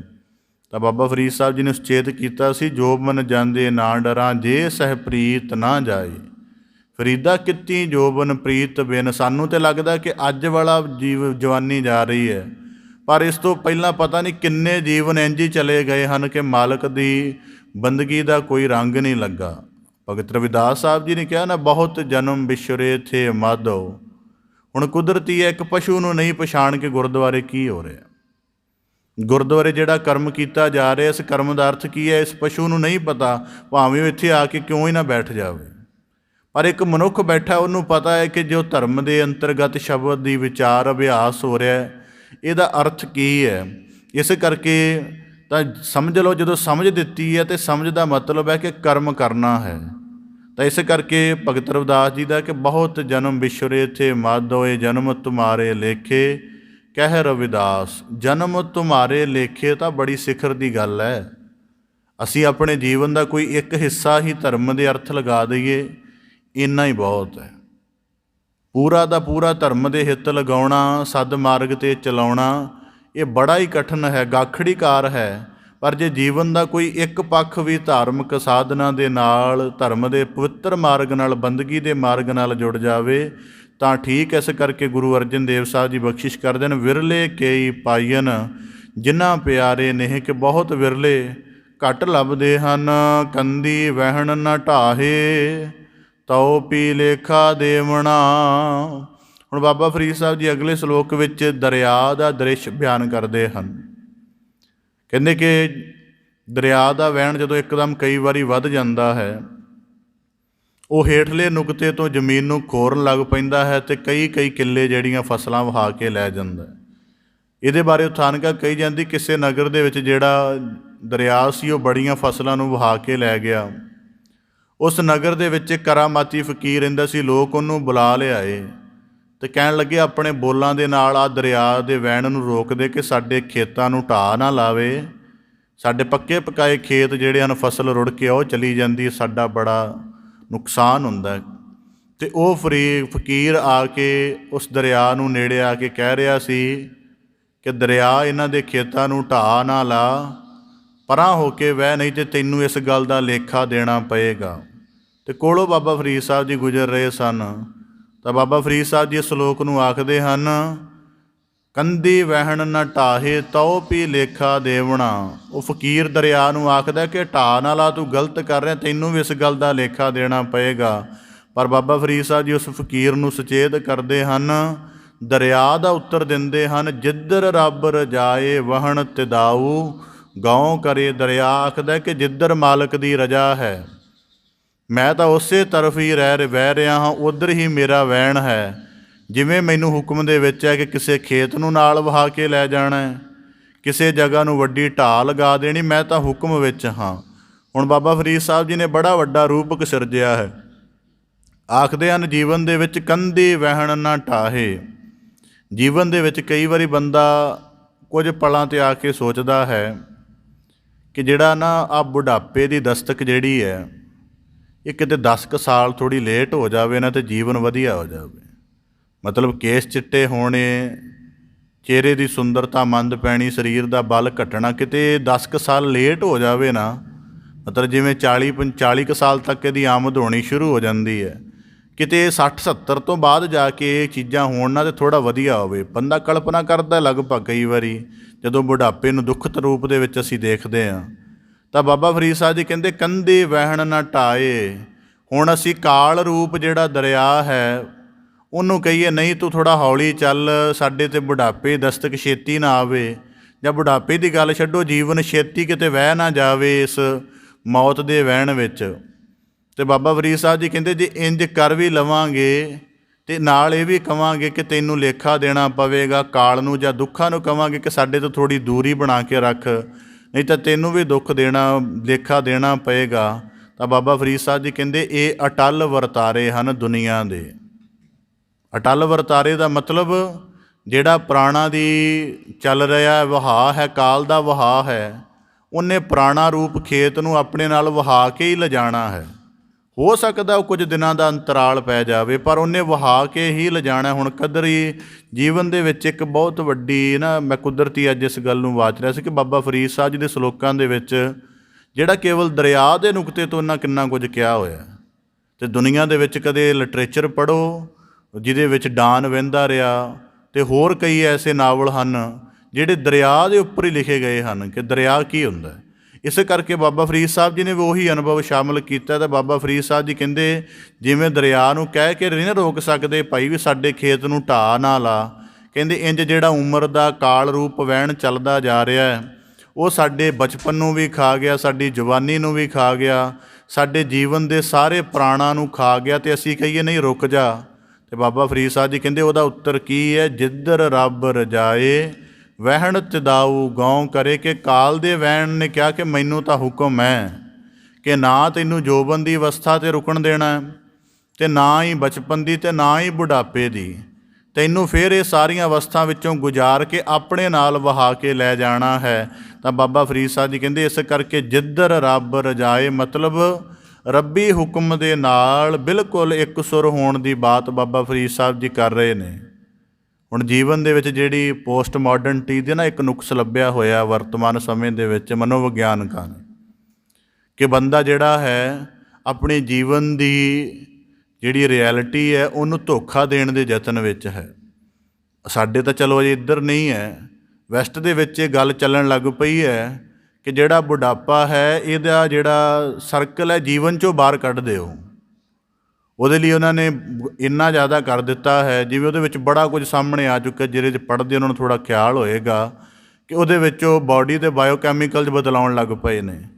ਮਤਲਬ ਮੇਰੀ ਚਿਹਰੇ ਦੀ ਚਮੜੀ ਕੱਸੀ ਰਵੇ, ਚਿਹਰੇ ਦੀਆਂ ਇਸ ਤਰ੍ਹਾਂ ਦੀਆਂ ਸਰਜਰੀਆਂ ਆ ਗਈਆਂ ਨੇ ਜਿਹੜੇ ਅੰਦਰੋਂ ਪੁਰਾਣੇ ਖੂਨ ਦੇ ਤੱਤ ਕੱਢ ਕੇ ਨਵੇਂ ਕੁਝ ਐਲੀਮੈਂਟ ਪਾ ਦਿੰਦੇ ਨੇ, ਅਤੇ ਮਰਨ ਤੱਕ ਜਿਹੜੀ ਚਿਹਰੇ ਦੀ ਚਮੜੀ ਕੱਸੀ ਰਹਿੰਦੀ ਹੈ। ਇਸ ਤਰ੍ਹਾਂ ਦੇ ਉੱਧਰ ਪ੍ਰਸ਼ਿਕਸ਼ਣ ਹੋ ਰਹੇ ਨੇ। ਪਰ ਜੇ ਦੇਹ ਨੂੰ ਜਵਾਨ ਵੀ ਬਣਾ ਕੇ ਰੱਖ ਲਵੇ ਬੰਦਾ, ਜਿਵੇਂ ਉਹਦੇ ਵਿੱਚ ਇੱਕ ਨੁਕਤਾ ਸਾਨੂੰ ਵੀ ਥੋੜ੍ਹਾ ਬਹੁਤਾ ਟੋਟਕੇ ਵਜੋਂ ਪਤਾ ਲੱਗ ਗਿਆ ਕਿ ਜੀ ਆ ਖੰਡ ਦੀ ਵਰਤੋਂ ਬੰਦ ਕਰ ਦਿਓ, ਬੰਦਾ 20 ਸਾਲ ਬਾਅਦ ਬਜ਼ੁਰਗ ਹੁੰਦਾ ਹੈ। ਮਤਲਬ ਬੜੇ ਇਸ ਤਰ੍ਹਾਂ ਦੇ ਆ ਗਏ ਨੇ। ਜੇ ਆਪਣੀ ਦੇਹ ਦੇ ਤਾਣ ਨੂੰ ਪੂਰਾ ਕੱਸ ਕੇ ਵੀ ਰੱਖ ਲਏ, ਜਿਵੇਂ ਦੁਨੀਆ ਦੇ ਵਿੱਚ ਆ ਸੈਰ ਦਾ ਨੁਕਤਾ ਇੱਕ ਤਾਂ ਤੰਦਰੁਸਤੀ ਕਰਕੇ ਹੈ ਨਾ, ਕਦੇ ਗਹਿਰਾ ਵਾਚ ਲੈਣ, ਇਹਨਾਂ ਦੇ ਇੱਕ ਅੰਦਰ ਭਰਮ ਵੀ ਚੱਲ ਰਿਹਾ ਕਿ ਬੁਢਾਪਾ ਦੂਰ ਰਹੇਗਾ। ਅਕਸਰ ਸੈਰ ਵਾਲੇ ਤੁਹਾਨੂੰ ਚਰਚਾ ਕਰਦੇ ਮਿਲਣਗੇ, ਨਹੀਂ ਜਿਹਦੇ ਨਾਲ ਬੰਦਾ 10 ਸਾਲ ਹੋਰ ਜਵਾਨ ਰਹਿੰਦਾ। ਸਰੀਰ ਦੀ ਤਲ ਹੀ ਥੋੜ੍ਹਾ ਬਹੁਤਾ ਸਵਸਥ ਰਹਿ ਸਕਦਾ, ਉਮਰ ਦੀ ਆਰਜ਼ੂ ਤਾਂ ਘਟ ਰਹੀ ਹੈ। ਕਦੇ ਦਰਿਆ ਦਾ ਦ੍ਰਿਸ਼ ਜੇ ਆਪ ਜੀ ਨੇ ਦੇਖਿਆ ਹੋਵੇ ਤਾਂ ਆਪ ਜੀ ਨੂੰ ਖਿਆਲ ਹੋਵੇਗਾ, ਮੈਂ ਕਈ ਦਫਾ ਦੇਖਿਆ ਹੋਇਆ, ਉੱਪਰ ਕੋਈ ਫਸਲ ਖੜੀ ਹੁੰਦੀ ਹੈ ਤੇ ਫਸਲ ਬਿਲਕੁਲ ਲਹਿਰਾ ਰਹੀ ਹੈ, ਹਵਾ ਦੇ ਵਿੱਚ, ਝੋਂਕਿਆਂ ਦੇ ਵਿੱਚ ਲਹਿਰਾ ਰਹੀ ਹੈ। ਉਹਦੇ ਥੱਲੇ ਦੇਖਿਆ ਕਿ ਸਿਰਫ 1-2 ਫੁੱਟ ਮੋਟੀ ਪਰਤ ਹੈ ਮਿੱਟੀ ਦੀ, ਹੇਠੋਂ ਦਰਿਆ ਸਾਰਾ ਕੁਝ ਕੱਢ ਕੇ ਲੈ ਗਿਆ ਔਰ ਕਈ ਦਿਨ ਖੜੋਤੀ ਰਹਿੰਦੀ ਹੈ ਉਹ ਜਿਹੜੀ ਮਿੱਟੀ ਦੀ ਸਤ੍ਹਾ ਜਿਹਦੇ ਵਿੱਚ ਫਸਲ ਲੱਗੀ ਹੋਈ ਹੈ। ਹੁਣ ਉਹ ਮਿੱਟੀ ਦੀ ਸਤ੍ਹਾ ਇਸ ਗੱਲ ਦਾ ਗੁਮਾਨ ਕਰੀ ਜਾਵੇ ਜਾਂ ਫਸਲ ਇਸ ਭਰਮ ਦੇ ਵਿੱਚ ਰਵੇ ਕਿ ਨਹੀਂ ਮੈਂ ਤਾਂ ਲਹਿ ਲਹਾ ਰਹੀ ਹਾਂ, ਪਰ ਉਹਨੂੰ ਖਿਆਲ ਤਾਂ ਹੋਣਾ ਚਾਹੀਦਾ ਕਿ ਦਰਿਆ ਤੈਨੂੰ ਥੱਲਿਓਂ ਖੋਰ ਕੇ ਲੈ ਗਿਆ। ਕੋਈ ਨਿੱਕਾ ਮੋਟਾ ਜਿਹਾ ਤੇਰਾ ਆਸਰਾ ਟਿਕਿਆ, ਜਿੱਦਣ ਉਹਨੂੰ ਥੋੜ੍ਹੀ ਜਿਹੀ ਛੱਲ ਵੱਜੀ ਇੱਕਦਮ ਸਾਰੀ ਕਰ ਜਾਏਗੀ। ਇਸ ਕਰਕੇ ਜੇ ਅਸੀਂ ਜੀਵਨ ਦੇ ਬਾਹਰੀ ਤੌਰ 'ਤੇ ਇਹ ਬਣਾ ਲਈਏ ਇਹ ਚੱਲ ਰਿਹਾ ਹੌਲੀ ਹੌਲੀ ਸਾਨੂੰ, ਕਿਉਂਕਿ ਆਪਾਂ ਇੰਨਾ ਗਹਿਰਾ ਦੇਖਦੇ ਨਹੀਂ ਹਾਂ, ਤਾਂ ਬਾਬਾ ਫਰੀਦ, ਗੁਰੂ ਅਰਜਨ ਦੇਵ ਸਾਹਿਬ ਜੀ, ਗੁਰੂ ਬਾਬਾ ਫਰੀਦ ਸਾਹਿਬ ਜੀ ਆਖਦੇ ਹਨ, ਜਿੱਧਰ ਰੱਬ ਰਜਾਏ, ਕਿ ਇਹ ਠੀਕ ਹੈ ਕਿ ਤੂੰ ਆਪਣੇ ਦੇਹ ਦੇ ਪਰਿਵਰਤਨਾਂ ਨੂੰ ਕਈ ਢੰਗਾਂ ਦੇ ਨਾਲ ਕਰਕੇ ਕਾਲ ਨੂੰ ਧੋਖਾ ਦੇ ਸਕਦਾ, ਪਰ ਜੀਵਨ ਇਕੱਲਾ ਦੇਹ ਵੀ ਨਹੀਂ ਹੈ, ਜੀਵਨ ਤਾਂ ਪ੍ਰਾਣ ਹੈ। ਹੁਣ ਜੇ ਜੀਵਨ ਪ੍ਰਾਣ ਦੇਹ ਹੋਵੇ ਤਾਂ ਫਿਰ ਬੰਦੇ ਦੀ ਉਮਰ ਘਟਣ ਦੇ ਨਾਲ ਉਹਦੀ ਦੇਹ ਵੀ, ਉਹਦੇ ਅੰਗ ਪੈਰ ਵੀ ਛੋਟੇ ਹੋਣੇ ਚਾਹੀਦੇ ਨੇ, ਕੋਈ 5-7 ਇੰਚ ਦਾ ਰਹਿ ਜਾਣਾ ਚਾਹੀਦਾ ਹੈ, ਪਰ ਨਹੀਂ, ਦੇਹ ਉਨੀ ਰਹਿੰਦੀ ਹੈ, ਪ੍ਰਾਣ ਵਿੱਚੋਂ ਘਟ ਕੇ ਗਾਂਹ ਜਾਂਦਾ, ਫਿਰ ਉਹ ਦੇਹ ਨੂੰ ਭਾਵੇਂ ਸਾੜ ਦਿਓ ਭਾਵੇਂ ਦਫਨਾ ਦਿਓ। ਇਸ ਕਰਕੇ ਪ੍ਰਾਣ ਅਸਲ ਜੀਵਨ ਹੈ। ਅਤੇ ਬਾਬਾ ਫਰੀਦ ਸਾਹਿਬ ਜੀ ਕਹਿੰਦੇ ਜਿਹੜਾ ਪ੍ਰਾਣਾਂ ਦਾ ਦਰਿਆ ਵਹਿ ਰਿਹਾ ਹੈ, ਇਹਨੇ ਜੀਵਨ ਨੂੰ ਹੌਲੀ ਹੌਲੀ ਢਾਹ ਲਾਉਣੀ ਹੈ, ਅਤੇ ਫਿਰ ਇਹਨੇ ਇੱਕ ਦਿਨ ਐਸੀ ਛੱਲ ਮਾਰਨੀ ਹੈ ਕਿ ਭਾਵੇਂ ਨੌਜਵਾਨ ਬੰਦੇ ਦਾ ਸਰੀਰ ਹੋਵੇ ਚਾਹੇ ਬਜ਼ੁਰਗ ਦਾ ਹੋਵੇ, ਸਾਨੂੰ ਫਿਰ ਸਾੜਨ ਦਫਨਾਉਣ ਲਈ ਰਾਜੀ ਹੋਣਾ ਹੀ ਪੈਂਦਾ ਹੈ। ਇਸ ਕਰਕੇ ਬਾਬਾ ਫਰੀਦ ਸਾਹਿਬ ਜੀ ਕਹਿੰਦੇ, ਜਿੱਧਰ ਰੱਬ ਰਜਾਏ, ਕਿ ਜਿਹੜਾ ਕਾਲ ਦਾ ਚੱਕਰ ਹੈ ਇਹ ਕੋਈ ਸਾਡੀ ਮਰਜ਼ੀ ਨਾਲ ਨਹੀਂ ਚੱਲੇਗਾ ਕਿ ਅਸੀਂ ਕਰ ਲਈਏ। ਵਹਿਣ ਤਦਾਊ ਗਉ ਕਰੇ, ਉੱਧਰ ਵਹਿੰਦਾ ਹੈ ਜਿੱਧਰ ਮਾਲਕ ਕਿਸ ਨੂੰ ਵਹਾਉਂਦਾ ਹੈ, ਅਤੇ ਉਹਨੇ ਕਿਸ ਅਵਸਥਾ ਦੇ ਵਿੱਚ ਕੀ ਵਹਾਉਣਾ ਹੈ ਇਹਦਾ ਕੋਈ ਪਤਾ ਨਹੀਂ। ਇਸ ਕਰਕੇ ਬਾਬਾ ਫਰੀਦ ਸਾਹਿਬ ਜੀ ਨੇ ਇਹ ਜ਼ਿਕਰ ਕੀਤਾ ਹੈ ਕਿ ਜੀਵਨ ਦੇ ਵਿੱਚ ਬੰਦਾ ਨਾ ਤਾਂ ਦੁੱਖ ਨਾਲ ਸਹਿਮਤ ਹੁੰਦਾ ਹੈ, ਅਤੇ ਨਾ ਜੀਵਨ ਦੇ ਘਟਣ ਨਾਲ, ਅਤੇ ਨਾ ਹੀ ਜੀਵਨ ਦੇ ਅਗਿਆਨ ਪੱਖ ਨਾਲ, ਤਿੰਨਾਂ ਪੱਖਾਂ ਦੇ ਨਾਲ ਨਹੀਂ ਸਮਝ ਹੁੰਦਾ। ਇਹ ਸ਼ਲੋਕ ਤੁਰੰਤ ਬਾਅਦ ਆਉਣ ਦਾ ਕਾਰਨ ਪਤਾ ਕੀ ਹੈ? ਨਾ ਤਾਂ ਅਸੀਂ ਜੀਵਨ ਦੇ ਘਟਣ ਨਾਲ ਸਹਿਮਤ ਹਾਂ, ਸਾਡੇ ਸਾਰੇ ਅੰਦਰ ਕਿਤੇ ਚੇਸ਼ਟਾ ਬਣੀ ਹੋਈ ਹੈ ਕਿ ਜਿਹੜਾ ਥੋੜ੍ਹਾ ਜਿਹਾ ਜੀਵਨ ਨਾ ਹੌਲੀ ਚੱਲੇ, ਮਤਲਬ ਇਸ ਕਰਕੇ ਕਈਆਂ ਨੇ ਬੜੇ ਇਸ ਤਰ੍ਹਾਂ ਦੇ ਓੜ ਪੋੜ ਕੀਤੇ ਹੁੰਦੇ ਨੇ। ਇੱਕ ਸਾਡੇ ਅੰਦਰ ਇਹ ਆ ਵੀ ਜੀਵਨ ਘਟੇ ਨਾ, ਦੂਜਾ ਹੈ ਕਿ ਦੁੱਖਾਂ ਰੂਪ ਕਸ਼ਟ ਨਾ ਆਵੇ ਸਾਡੇ ਜੀਵਨ ਦੇ ਨੇੜੇ, ਤੀਜਾ ਇਹ ਹੈ ਕਿ ਹੁਣ ਤੱਕ ਜਿਹੜਾ ਗਿਆਨ ਦੀ ਸਾਧਨਾ, ਗੁਰੂ ਕਾ ਬਚਨ ਨਹੀਂ ਕਮਾਇਆ, ਅਗਿਆਨ ਵਿਕਾਰਾਂ ਵਿੱਚ ਭਟਕਦੇ ਰਹੇ ਹਾਂ, ਉਹਦੇ ਕਰਕੇ ਜਿਹੜਾ ਜੀਵਨ ਮੈਲਾ ਹੋ ਚੁੱਕਿਆ ਉਹਨੂੰ ਇਕਬਾਲ ਕਰਨ ਤੋਂ ਵੀ ਭੱਜਦੇ ਆ। ਕਹਿੰਦੇ ਨਹੀਂ, ਮੇਰਾ ਜੀਵਨ ਤਾਂ ਪਵਿੱਤਰ ਕਿਸਮ ਦਾ ਹੀ ਹੈ। ਤਾਂ ਬਾਬਾ ਫਰੀਦ ਸਾਹਿਬ ਜੀ ਆਖਦੇ ਹਨ, ਜਿੱਧਰ ਰੱਬ ਰਜਾਏ ਵਹਿਣ ਤਦਾਊ ਗਉ ਕਰੇ, ਜਿੱਧਰ ਦਰਿਆ ਦਾ ਵਹਿਣ ਹੋ ਜਾਵੇ ਅਤੇ ਦਰਿਆ ਮਾਲਕ ਦੇ ਨੇਮ ਵਿੱਚ ਹੈ। ਹੁਣ ਕਈ ਦਫਾ ਜਿਨ੍ਹਾਂ ਨੇ ਦਰਿਆ ਦੇ ਵਹਿਣ ਨੂੰ ਗਹਿਰਾ ਦੇਖਿਆ ਹੋਏਗਾ, ਇੱਕ ਦਫਾ ਉਹ 20-25 ਕਿੱਲਿਆਂ ਨੂੰ ਢਾਲ ਆ ਜਾਂਦਾ ਹੈ, ਅਤੇ ਇੱਕ ਦਫਾ ਇੱਕ ਬੂਟੇ ਨੂੰ ਵੀ ਨੁਕਸਾਨ ਨਹੀਂ ਪਹੁੰਚਾਉਂਦਾ। ਸਾਨੂੰ ਲੱਗਦਾ ਇਹ ਬੇਤਰਤੀਬ ਕਰ ਰਿਹਾ ਹੈ, ਪਰ ਪਤਾ ਹੈ ਮਾਲਕ ਦੇ ਨੇਮ ਵਿੱਚ ਕਿ ਕਿੰਨੇ ਦਾਣੇ ਇਹਦੇ ਵਹਾਅ ਵਿੱਚ ਲੈ ਜਾਣੇ ਹਨ। ਜਿਵੇਂ ਹੁਣ ਕਾਲ ਦੀ ਗਤੀ ਚੱਲ ਰਹੀ ਹੈ, ਇੱਕ ਦਫਾ ਪਤਾ ਨਹੀਂ ਕਿਤਨੇ ਚਲੀ ਜਾ ਰਹੇ ਹਨ, ਇੱਕ ਦਫਾ ਜਰਾ ਲੇਸ ਮਾਤਰ ਪ੍ਰਭਾਵ ਨਹੀਂ ਲੱਗ ਰਿਹਾ। ਇਸ ਕਰਕੇ ਬਾਬਾ ਫਰੀਦ ਸਾਹਿਬ ਜੀ ਆਖਦੇ ਹਨ, ਜਿੱਧਰ ਰੱਬ ਰਜਾਏ, ਕਿ ਕਾਲ ਨੇਮ ਦੀ ਗਤੀ ਨੇ ਜਿੱਧਰੋਂ ਜੋ ਕੁਝ ਲਿਜਾਣਾ ਉਹਨੇ ਲਿਜਾ ਕੇ ਹੀ ਛੱਡਣਾ ਹੈ।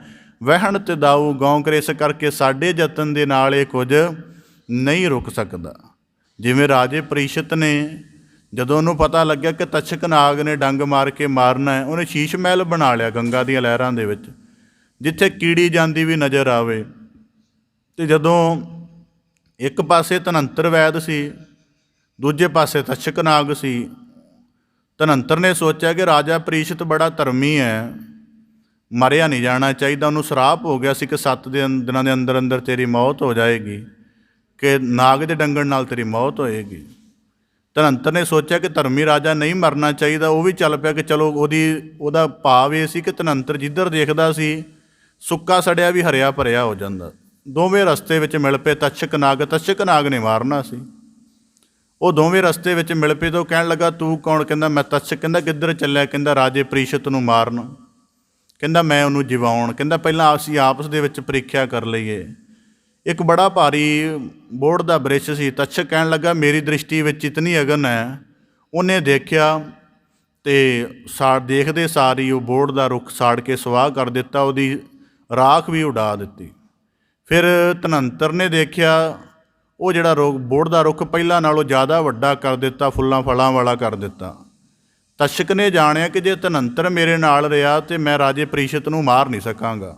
ਕਹਿਣ ਲੱਗਾ ਸਾਡਾ ਦੋਵਾਂ ਦਾ ਕਰਮ ਉਲਟਾ, ਫਿਰ ਸਾਡੇ ਰਾਹ ਵੀ ਵੱਖਰੇ ਹੋਣੇ ਚਾਹੀਦੇ ਨੇ। ਤੂੰ ਆਪਣੇ ਰਾਹ ਜਾਂ ਮੈਂ ਇਕੱਠੇ ਨਹੀਂ ਜਾ ਸਕਦੇ। ਥੋੜ੍ਹੀ ਦੂਰ ਜਾ ਕੇ ਜਿਹੜਾ ਤਸ਼ਕ ਨਾਗ ਸੀ ਉਹ ਇੱਕ ਥੋੜ੍ਹੀ ਟੇਢੀ ਮੇਢੀ ਜੀ ਮਨਮੋਹਕ ਜੀ ਸੋਟੀ ਬਣ ਗਿਆ। ਧਨੰਤਰ ਨੇ ਜਿਹੜਾ ਸੀ ਰਸਤੇ ਵਿੱਚ ਜਾਂਦਿਆਂ ਦੇਖਿਆ ਕਿ ਬੜੀ ਸੁੰਦਰ ਸੋਟੀ ਜੀ ਹੈ। ਪਕੜ ਲਈ, ਰਸਤੇ ਵਿੱਚ ਖੁਰਕ ਹੋਈ, ਲੱਕ ਦੇ ਵਿੱਚ ਸੋਟੀ ਨਾਲ ਖੁਰਕਣ ਲੱਗਾ, ਤਸ਼ਕ ਬਣ ਗਿਆ। ਉਹਨੂੰ ਮਾਰ ਦਿੱਤਾ ਅਤੇ ਤਸ਼ਕ ਫਿਰ ਅੱਗੇ ਚਲਾ ਗਿਆ। ਧਨੰਤਰ ਰਸਤੇ ਵਿੱਚ ਮਾਰਿਆ ਗਿਆ।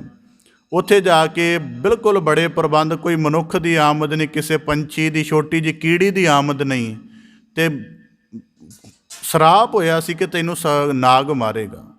ਅਤੇ ਜਦੋਂ ਸਵੇਰ ਦੀ ਪੂਜਾ ਹੋਈ ਤਾਂ ਉਸ ਤੋਂ ਬਾਅਦ ਜਿਹੜਾ ਅਰਘ ਦੇਣ ਦੇ ਲਈ ਜਿਵੇਂ ਉਹ ਆਰਤੀ ਹੁੰਦੀ, ਉਸ ਤੋਂ ਬਾਅਦ ਉਹ ਸੰਘਾਉਂਦੇ ਨੇ, ਉਹ ਫੁੱਲ ਆਦਿਕ ਜਦੋਂ ਦੇਣ ਲੱਗੇ ਉਹਨੇ ਫੁੱਲ ਸੁੰਘਿਆ ਅਤੇ ਉਹਦੇ ਵਿੱਚ ਉਹ ਕੀੜੀ ਹੋ ਕੇ ਸਮਾਇਆ ਹੋਇਆ ਸੀ ਅਤੇ ਉਹਦੇ ਨਾਲ ਹੀ ਰਾਜੇ ਪ੍ਰੀਸ਼ਦ ਦੇ ਪ੍ਰਾਣਾਂ ਨੂੰ ਹਰਨ ਕਰ ਦਿੱਤਾ। ਇਸ ਕਰਕੇ ਕਾਲ ਦੀ ਮਾਰ ਕਿਤੋਂ ਵੀ ਸਾਨੂੰ ਲੈ ਸਕਦੀ। ਇਸ ਕਰਕੇ ਬਾਬਾ ਫਰੀਦ ਸਾਹਿਬ ਜੀ ਕਹਿੰਦੇ ਜਿੱਧਰ ਰੱਬ ਰਜਾਏ, ਉਸ ਕਾਲ ਦੀ ਮਾਰ ਨੇ ਕੀ ਰੂਪ ਬਣਾਉਣਾ ਹੈ ਉਹ ਬਿਹਤਰ ਜਾਣਦਾ ਹੈ। ਵਹਿਣ ਤਿਦਾਊ ਗਾਉ ਕਰੇ, ਕਦੇ ਜੀਵਨ 'ਚ ਇਸ ਤਰ੍ਹਾਂ ਦੀ ਅਚੇਤਨਤਾ ਦੇ ਵਿੱਚ ਨਾ ਰਹਿਣਾ। ਕਿਉਂਕਿ ਜਿਹੜੀ ਅੱਪਰ, ਜਿਹਨੂੰ ਅਸੀਂ ਸ਼ਹਿਰੀ ਵਰਗ ਦਾ ਆਖਦੇ ਹਾਂ, ਇਹਨਾਂ 'ਚ ਇਹ ਭਰਮ ਬੜਾ ਗਹਿਰਾ ਹੁੰਦਾ ਹੈ। ਅਜੇ ਪੇਂਡੂ ਥੋੜ੍ਹੇ ਬਹੁਤੇ ਛੇਤੀ ਸਹਿਮਤ ਹੋ ਜਾਂਦੇ ਨੇ, ਜਿਹੜੇ ਇਹਨਾਂ ਦਾ ਭਰਮ ਗਹਿਰਾ ਹੁੰਦਾ। ਇਸ ਕਰਕੇ ਬਾਬਾ ਫਰੀਦ ਸਾਹਿਬ ਜੀ ਆਖਦੇ ਕਾਲ ਦੀ ਵੈਣ ਕਿਤੇ ਵੀ ਨਹੀਂ ਰੁਕਣਾ, ਇੰਨੇ ਸਾਰੀਆਂ ਅਵਸਥਾਵਾਂ ਨਾਲ ਵਹਾ ਕੇ ਲੈ ਜਾਣੀਆਂ ਅਤੇ ਚੱਲ ਰੱਬ ਦੀ ਮਰਜ਼ੀ ਅਨੁਸਾਰ ਰਿਹਾ ਹੈ। ਇਹ ਨਾ ਹੋਵੇ ਕਿ ਅਸੀਂ ਇਸ ਨੂੰ ਨਿਰਧਾਰਤ ਕਰਨ ਦਾ ਐਵੇਂ ਜਿਹੜਾ ਹੈ ਵਿਅਰਥ ਯਤਨ ਕਰਦੇ ਰਹੀਏ। ਫਰੀਦਾ ਦੁੱਖਾਂ ਛੇਤੀ ਦੇਹੋ ਗਿਆ, ਸੂਲਾਂ ਛੇਤੀ ਰਾਤ। ਹੁਣ ਬਾਬਾ ਫਰੀਦ ਸਾਹਿਬ ਜੀ ਬਖਸ਼ਿਸ਼ ਕਰਦੇ ਹਨ ਸ਼ਲੋਕ ਦੇ ਅੰਤਰਗਤ ਕਿ ਜਿਹੜੇ ਵਿਸ ਗੰਦਲਾਂ ਦੇ ਵਿੱਚ ਲੱਗੇ ਰਹੇ, ਜਿਹੜੇ ਦੁਨੀਆ ਵੱਲ ਪਰਚੇ ਰਹੇ, ਉਹਨਾਂ ਮਨੁੱਖਾਂ ਦੀ ਹਾਲਤ ਕੀ ਹੈ। ਬਾਬਾ ਫਰੀਦ ਸਾਹਿਬ ਜੀ ਆਖਦੇ ਨੇ ਦੁੱਖਾਂ ਛੇਤੀ ਦੇਹੋ ਗਿਆ। ਸਵੇਰੇ ਉੱਠਦਾ ਹੈ, ਜ਼ਿੰਮੇਵਾਰੀਆਂ ਦੀ, ਦੁਨੀਆਦਾਰੀ ਦੀ ਪੰਡ ਸਿਰ 'ਤੇ ਰੱਖ ਕੇ ਚੱਲ ਪੈਂਦਾ। ਕਿਸੇ ਨਾਲ ਮਿੱਤਰ ਬਣ ਕੇ ਮਿਲਣਾ ਪੈਂਦਾ ਹੈ, ਕਿਸੇ ਨਾਲ ਦੁਸ਼ਮਣ ਬਣ ਕੇ, ਵਿਰੋਧੀ ਬਣ ਕੇ ਵਿਵਹਾਰ ਕਰਨਾ ਪੈਂਦਾ ਹੈ। ਕਿਸੇ ਨਾਲ ਖੁਸ਼ਾਮਦ ਹੋ ਕੇ ਚੱਲਦਾ ਹੈ, ਕਿਸੇ ਨਾਲ ਕਿਸੇ ਢੰਗ ਦੇ ਨਾਲ ਧਰਮ ਦੁਆਰ 'ਤੇ ਆ ਕੇ ਪਵਿੱਤਰ ਬਣਦਾ ਹੈ। ਧਰਮ ਦੁਆਰ ਤੋਂ ਬਾਹਰ ਸਿਰੇ ਦਾ ਪਾਖੰਡੀ, ਦੰਭੀ, ਮਕਾਰੀ ਜੀਵਨ ਦੇ ਵਿੱਚ ਬਾਬਾ ਫਰੀਦ ਸਾਹਿਬ ਜੀ ਕਹਿੰਦੇ ਸਾਰਾ ਦਿਨ ਦੁੱਖਾਂ ਛੇਤੀ ਦੇਹੋ ਗਿਆ। ਹਜ਼ਾਰਾਂ ਤਰ੍ਹਾਂ ਦੀਆਂ ਵੱਖੋ ਵੱਖ ਭੂਮਿਕਾ ਨਿਭਾਉਂਦਿਆਂ ਹੋਇਆਂ ਦਿਨ ਬਤੀਤ ਹੋ ਜਾਂਦਾ ਦੁੱਖਾਂ ਦੇ ਨਾਲ, ਅਤੇ ਸ਼ਾਮ ਨੂੰ ਜਾ ਕੇ ਬਿਸਤਰ ਦੇ ਉੱਪਰ ਲੇਟਦਾ ਅਤੇ ਕਹਿੰਦਾ ਸ਼ੁਕਰ ਹੈ ਰਾਤ ਪਈ, ਆਰਾਮ ਕਰਾਂਗੇ। ਤਾਂ ਬਾਬਾ ਫਰੀਦ ਸਾਹਿਬ ਜੀ ਕਹਿੰਦੇ ਸੂਲਾਂ ਛੇਤੀ ਰਾਤ, ਕਿ ਰਾਤ ਸੂਲਾਂ ਦਾ ਅਰਥ ਹੁੰਦਾ ਕੰਢੇ, ਅਤੇ ਬਾਬਾ ਫਰੀਦ ਸਾਹਿਬ ਜੀ ਆਖਦੇ ਸੂਲਾਂ ਛੇਤੀ ਰਾਤ। ਹੁਣ ਰਾਤ ਬਹਿ ਗਿਆ ਅਤੇ ਜਿਹੜਾ ਦਿਨ ਦਾ ਜੀਵਨ ਛਲ ਕਪਟ ਮਕਾਰੀ ਦੰਭਤਾ ਦੇ ਨਾਲ ਜੀਵਿਆ ਹੈ, ਕੀ ਇਹ ਰਾਤ ਦੀ ਜਿਹੜੀ ਨੀਂਦ ਹੈ ਠਹਿਰਾਓ ਭਰੀ ਬਣ ਦੇਵੇਗਾ। ਹੁਣ ਜੀਵਨ ਦਿਨ ਦੇ ਵਿੱਚ ਜਿੰਨੀ ਸਾਵਧਾਨੀ ਅਤੇ ਜਿੰਨੀ ਗੰਭੀਰਤਾ ਦੇ ਨਾਲ ਜੀਵਨ ਦੇ ਵਿੱਚ ਕਪਟ ਕੀਤਾ ਹੈ, ਕੀ ਇਹਦੇ ਤੋਂ ਚਿੱਤ ਜਿਹੜਾ ਨਿਰਲੇਪ ਰਹੇਗਾ। ਜਿੰਨੀ ਗੰਭੀਰਤਾ ਦੇ ਨਾਲ ਕਰ ਰਹੇ, ਹੁਣ ਕਦੇ ਦੇਖਣਾ ਜਿਹੜੇ ਬੱਚੇ ਕਦੇ ਪੜ੍ਹਾਈ ਵਿੱਚ ਬੜੇ ਗਹਿਰੇ, ਮੈਂ ਤਾਂ ਦੇਖਿਆ ਹੋਇਆ, ਉਹ ਬੜੀ ਚਿੰਤਾ ਜੀ ਹੋ ਜਾਏ ਨਾ ਪੜ੍ਹਾਈ ਦੀ, ਇਮਤਿਹਾਨਾਂ ਦੀ, ਉਹ ਰਾਤ ਨੂੰ ਵੀ ਬੁੜਬੁੜਾ ਰਹੇ ਹੁੰਦੇ ਨੇ, ਕੋਈ ਸਬਕ ਪੜ੍ਹੀ ਜਾ ਰਹੇ ਹੁੰਦੇ ਨੇ, ਪਤਾ ਨਹੀਂ ਕਿਹੜੇ ਵਿਸ਼ੇ ਦਾ ਹੁੰਦਾ। ਕਿਉਂਕਿ ਦਿਨੇ ਗਹਿਰੇ ਉਹਦੇ ਵਿੱਚ ਗਏ ਨੇ, ਜਾਂ ਰਾਤ ਨੂੰ ਕਈ ਵਾਰੀ ਡਰਦੇ ਨੇ। ਉਹਦਾ ਕਾਰਨ ਕੀ ਹੈ ਕਿ ਕੋਈ ਭਿਆਨਕ ਕਿਸਮ ਦੇ ਦ੍ਰਿਸ਼ ਉਹ ਬੜੀ ਗਹਿਰਾਈ ਨਾਲ ਦੇਖੇ ਨੇ। ਹੁਣ ਜਿਹੜਾ ਜੀਵਨ ਦੇ ਵਿੱਚ ਦਿਨ ਦੇ ਵਹਿਣ ਦੇ ਵਿੱਚ ਲੋਭ ਕਰਕੇ, ਅਹੰਕਾਰ ਕਰਕੇ ਕੋਈ ਕਰਮ ਜਿਹੜਾ ਹੈ ਬੜੀ ਬਰੀਕੀ ਦੇ ਨਾਲ ਕੀਤਾ ਅਤੇ ਪੂਰਾ ਆਪਣਾ ਯਤਨ ਲਾਇਆ ਹੈ, ਹੋ ਸਕਦਾ ਕਿ ਇਹਦੇ ਤੋਂ ਸਾਡਾ ਚਿੱਤ ਨਿਰਲੇਪ ਹੋ ਜਾਵੇ, ਨਹੀਂ ਹੋਏਗਾ। ਉਹਨੇ ਆਪਣਾ ਪ੍ਰਭਾਵ ਫਿਰ ਪੂਰਾ ਕਰਨਾ, ਦੇਹ ਨੇ ਆਪਣਾ ਫੋਰਸ ਪੂਰਾ ਕਰਨਾ ਹੈ। ਉਹਦੀ ਬਾਕੀ ਬਣੀ ਹੋਈ ਸਾਰੇ ਸਿਲਸਿਲੇ ਨੂੰ ਸੁਪਨ ਅਵਸਥਾ 'ਚ ਪੂਰੀ ਕਰ ਦਿੰਦੀ ਹੈ। ਅਤੇ ਫਿਰ ਬਾਬਾ ਫਰੀਦ ਸਾਹਿਬ ਜੀ ਕਹਿੰਦੇ ਦਿਨ ਦਾ ਕੀਤਾ ਹੋਇਆ ਕਪਟ, ਜੀਵਾਂ ਦੇ ਮਾਰੇ ਹੋਏ ਹੱਕ, ਰਾਤ ਦਾ ਆਰਾਮ ਕਿਵੇਂ ਬਣ ਸਕਣਗੇ। ਇਸ ਕਰਕੇ ਆਖਦੇ ਨੇ ਕਿ ਦਿਨ ਤਾਂ ਇਸ ਗੱਲ 'ਚ ਰਿਹਾ ਕਿ ਬਹੁਤ ਕੁਝ ਕੋਲ ਆ ਜਾਏ, ਕਈ ਤਰ੍ਹਾਂ ਦੇ ਪਖੰਡ ਕੀਤੇ, ਚਲੋ ਸੋਚਿਆ ਕਿ ਦਿਨੇ ਕਰਨਾ ਪੈਂਦਾ, ਰਾਤ ਤਾਂ ਆਰਾਮ ਕਰੀਏ। ਪਰ ਬਾਬਾ ਫਰੀਦ ਸਾਹਿਬ ਜੀ ਕਹਿੰਦੇ ਰਾਤ ਫਿਰ ਸੂਲਾਂ ਵਰਗੀ, ਆਰਾਮ ਨਹੀਂ ਪੈਂਦਾ, ਨੀਂਦਰ ਨਹੀਂ ਪੈਂਦੀ, ਕਈ ਤਰ੍ਹਾਂ ਦੇ ਓੜ ਪੋੜ ਕਰਦੇ ਨੇ। ਤਾਂ ਬਾਬਾ ਫਰੀਦ ਸਾਹਿਬ ਜੀ ਕਹਿੰਦੇ ਇਸ ਹਾਲਤ ਨੂੰ ਦੇਖ ਕੇ ਖੜਾ ਪੁਕਾਰੇ ਪਾਤਣੀ। ਦੁਨੀਆਦਾਰਾਂ ਤੋਂ ਥੋੜ੍ਹਾ ਪਰਾਂ ਹੋ ਕੇ ਬੈਠਾ ਹੋਇਆ ਇੱਕ ਸੰਤ ਕੰਢੇ 'ਤੇ ਬੈਠਾ ਹੋਇਆ, ਉਹ ਦੁਨੀਆ ਨੂੰ ਇਸ ਦਰਿਆ ਦੇ ਵਿੱਚ ਵਹਿੰਦਿਆਂ ਹੋਇਆਂ, ਤੜਫਦਿਆਂ ਹੋਇਆਂ, ਡੁੱਬਦਿਆਂ ਹੋਇਆਂ ਦੇਖ ਰਿਹਾ ਹੈ। ਬੇੜਾ ਕੱਪਰ ਵਾਤ, ਕਹਿੰਦਾ ਕਿ ਆਹ ਬੇੜੇ ਦੇ ਵਿੱਚ ਬਹਿ ਕੇ ਪਾਰ ਲੰਘ ਜਾਓ। ਖੜਾ ਪੁਕਾਰੇ ਪਤਨੀ, ਕਹਿੰਦੇ ਕੋਈ ਸੰਤ ਜਨ, ਕੋਈ ਧਰਮ ਦੇ ਉਪਦੇਸ਼ ਦੀਖਿਤ ਕਰਕੇ ਬਾਰ-ਬਾਰ ਬੁਲਾ ਰਹੇ ਹਨ। ਬਾਬਾ ਫਰੀਦ ਸਾਹਿਬ ਜੀ ਨੇ ਜ਼ਿਕਰ ਕੀਤਾ ਡੁੱਖਾ ਸੇਤੀ ਦੇਹੋ ਗਿਆ। ਹੁਣ ਜਿਨ੍ਹਾਂ ਨੇ ਡੁੱਖਾ ਸੇਤੀ ਦੇਹੋ ਗਿਆ ਦਾ ਭਾਵ ਕੀ ਹੈ ਕਿ ਦੁੱਖ ਦੀ ਆਮਦ ਸਾਡੇ ਆਪਣੇ ਉੱਪਰ ਕੇਂਦਰਿਤ ਹੈ। ਪਹਿਲਾਂ ਕੁਝ ਸਾਲਾਂ ਤੋਂ ਪਹਿਲਾਂ ਮੈਨੂੰ ਐਸਾ ਲੱਗਦਾ ਸੀ ਕਿ ਘੱਟੋ ਘੱਟ ਚਲੋ ਜਿਹੜੇ ਮਾਨਸਿਕ ਦੁੱਖ ਨੇ ਇਹ ਬੰਦੇ ਦੇ ਆਪਣੇ ਕਰਕੇ ਹੋ ਸਕਦੇ ਨੇ, ਕਿ ਜਿਵੇਂ ਬੰਦਾ ਹੁਣ ਕਿਸੇ ਦਾ ਈਰਖਾ ਕਰੇਗਾ ਤਾਂ ਕੁਦਰਤੀ ਉਹਦੇ ਅੰਦਰ ਮਾਨਸਿਕ ਵਿਕਾਰ ਪੈਦਾ ਹੋਣਗੇ, ਦੁਖੀ ਹੋਏਗਾ। ਪਰ ਸਰੀਰਕ ਰੋਗ ਨਹੀਂ ਹੋਣੇ ਚਾਹੀਦੇ, ਮਾਨਸਿਕ ਅਸੀਂ ਮੰਨ ਸਕਦੇ ਹਾਂ। ਪਰ ਬਾਅਦ ਦੇ ਵਿੱਚ ਸ਼੍ਰੇਸ਼ਟਤਾ ਦੇ ਵਿੱਚ ਨੁਕਤਾ ਸਮਝ ਆਇਆ ਕਿ ਸਰੀਰਕ ਵੀ ਬਹੁਤ ਵਾਰੀ ਸਾਡੇ ਆਪਣੇ ਉੱਪਰ ਕੇਂਦਰਿਤ ਹਨ। ਬਹੁਤ ਹੱਦ ਤੱਕ ਸਰੀਰਕ ਅਤੇ ਮਾਨਸਿਕਤਾ ਦਾ ਇੱਕ ਸਮੇਂ ਜਾ ਕੇ ਕੋਈ ਸੰਪਰਕ ਬਣ ਜਾਂਦਾ ਹੈ। ਤਾਂ ਬਾਬਾ ਫਰੀਦ ਸਾਹਿਬ ਜੀ ਕਹਿੰਦੇ ਜਿਨ੍ਹਾਂ ਕੋਲੋਂ ਕੋਈ ਜੀਵਨ ਦਾ ਪ੍ਰਯੋਜਨ ਨਹੀਂ ਸੀ, ਹੁਣ ਕੁਦਰਤੀ ਹੈ ਜਿਤਨੇ ਆਪ ਜੀ ਜੁੜ ਬੈਠੇ, ਫਿਰ ਵੀ ਸੁਭਾਗਸ਼ਾਲੀ ਘੱਟੋ ਘੱਟ ਇੰਨੀ ਕੁ ਤਾਂ ਸਮਝ ਹੈ ਕਿ ਸਵੇਰ ਵੇਲਾ ਗੁਰੂ ਘਰ ਬਿਤਾਉਣਾ ਹੈ ਅੱਧਾ ਪੌਣਾ ਘੰਟਾ।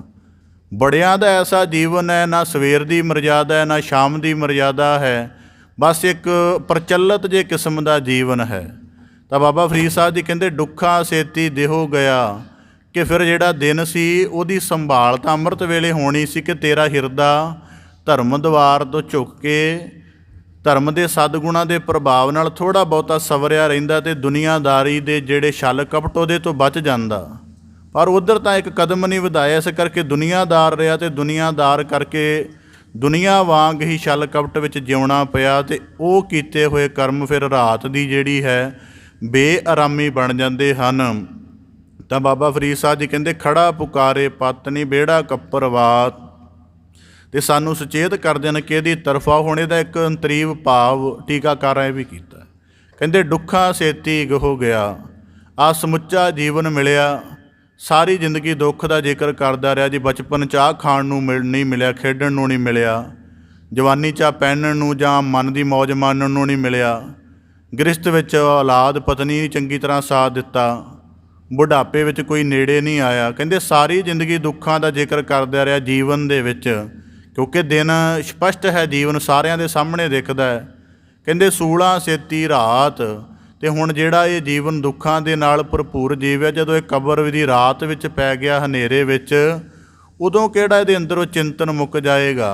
ਅਤੇ ਕਹਿੰਦੇ ਸੰਸਾਰ ਦੀ ਇਹ ਹਾਲਤ ਦੇਖ ਕੇ ਸੰਤ ਜਨ ਕੰਢੇ 'ਤੇ ਖੜੇ ਪੁਕਾਰਦੇ ਹਨ ਕਿ ਕੰਢੇ 'ਤੇ ਆ ਜਾਓ, ਵਿੱਚ ਰਹੋਗੇ ਅਤੇ ਵਹਿੰਦੇ ਹੀ ਰਹੋਗੇ। ਭਗਤ ਕਬੀਰ ਸਾਹਿਬ ਜੀ ਦੇ ਸਲੋਕਾਂ ਜ਼ਿਕਰ ਹੈ ਨਾ, ਇਹ ਜਗ ਜਲਤਾ ਦੇਖ ਕੇ ਭਇਓ ਕਬੀਰ ਉਦਾਸ, ਕਿ ਕੋਈ ਕਿਸੇ ਤਰ੍ਹਾਂ ਦੀ ਅਗਨ ਵਿੱਚ ਬਾਣੀ ਵਿੱਚ ਵਾਹ ਗੂਝੀ ਪਾਹੇ ਜਲੇ ਸੰਸਾਰਾ ਭਗਤ ਨਾ ਵਿਆਪੈ ਮਾਇ। ਇਸ ਕਰਕੇ ਬਾਬਾ ਫਰੀਦ ਸਾਹਿਬ ਜ਼ਿਕਰ ਕਰਦੇ ਹਨ ਖੜਾ ਪੁਕਾਰੇ ਪਾਤਣੀ, ਕਿ ਕੰਢੇ 'ਤੇ ਖਲੋ ਕੇ ਤੁਹਾਨੂੰ ਆਵਾਜ਼ ਦੇ ਰਹੇ ਕਿ ਇਸ ਸੰਸਾਰ ਸਾਗਰ ਤੋਂ ਬਾਹਰ ਆ ਜਾਓ, ਨਹੀਂ ਤਾਂ ਬੇੜਾ ਕੱਪਰ ਵਾਤ, ਨਹੀਂ ਤਾਂ ਇਹਨਾਂ ਵਿਕਾਰਾਂ ਵਾਸਨਾਵਾਂ ਦੀਆਂ ਲਹਿਰਾਂ ਨਾਲ ਸਾਰਾ ਜੀਵਨ ਵਹਿ ਜਾਏਗਾ। ਇੱਕ ਛੋਟਾ ਜਿਹਾ ਪ੍ਰਮਾਣ ਆਪਦੇ ਸਨਮੁਖ ਰੱਖਦਿਆਂ, ਕੋਈ ਦੁਨੀਆਦਾਰ ਸਿਰੇ ਦਾ ਜਿਹੜਾ ਕਹਿ ਲਓ ਕਿ ਲੋਭੀ ਅਪਰਾਧੀ ਮਨੁੱਖ, ਜਿਹੜਾ ਆਪਣੇ ਜੀਵਨ ਤੋਂ ਬਿਲਕੁਲ ਉਕਤਾ ਚੁੱਕਾ ਸੀ, ਭਰਮਦਿਆਂ ਕਿਸੇ ਜੰਗਲ ਵਿੱਚ ਜਾ ਬੈਠਾ ਅਤੇ ਉੱਥੇ ਕਿਤੇ ਰਾਤ ਸੌਂ ਗਿਆ।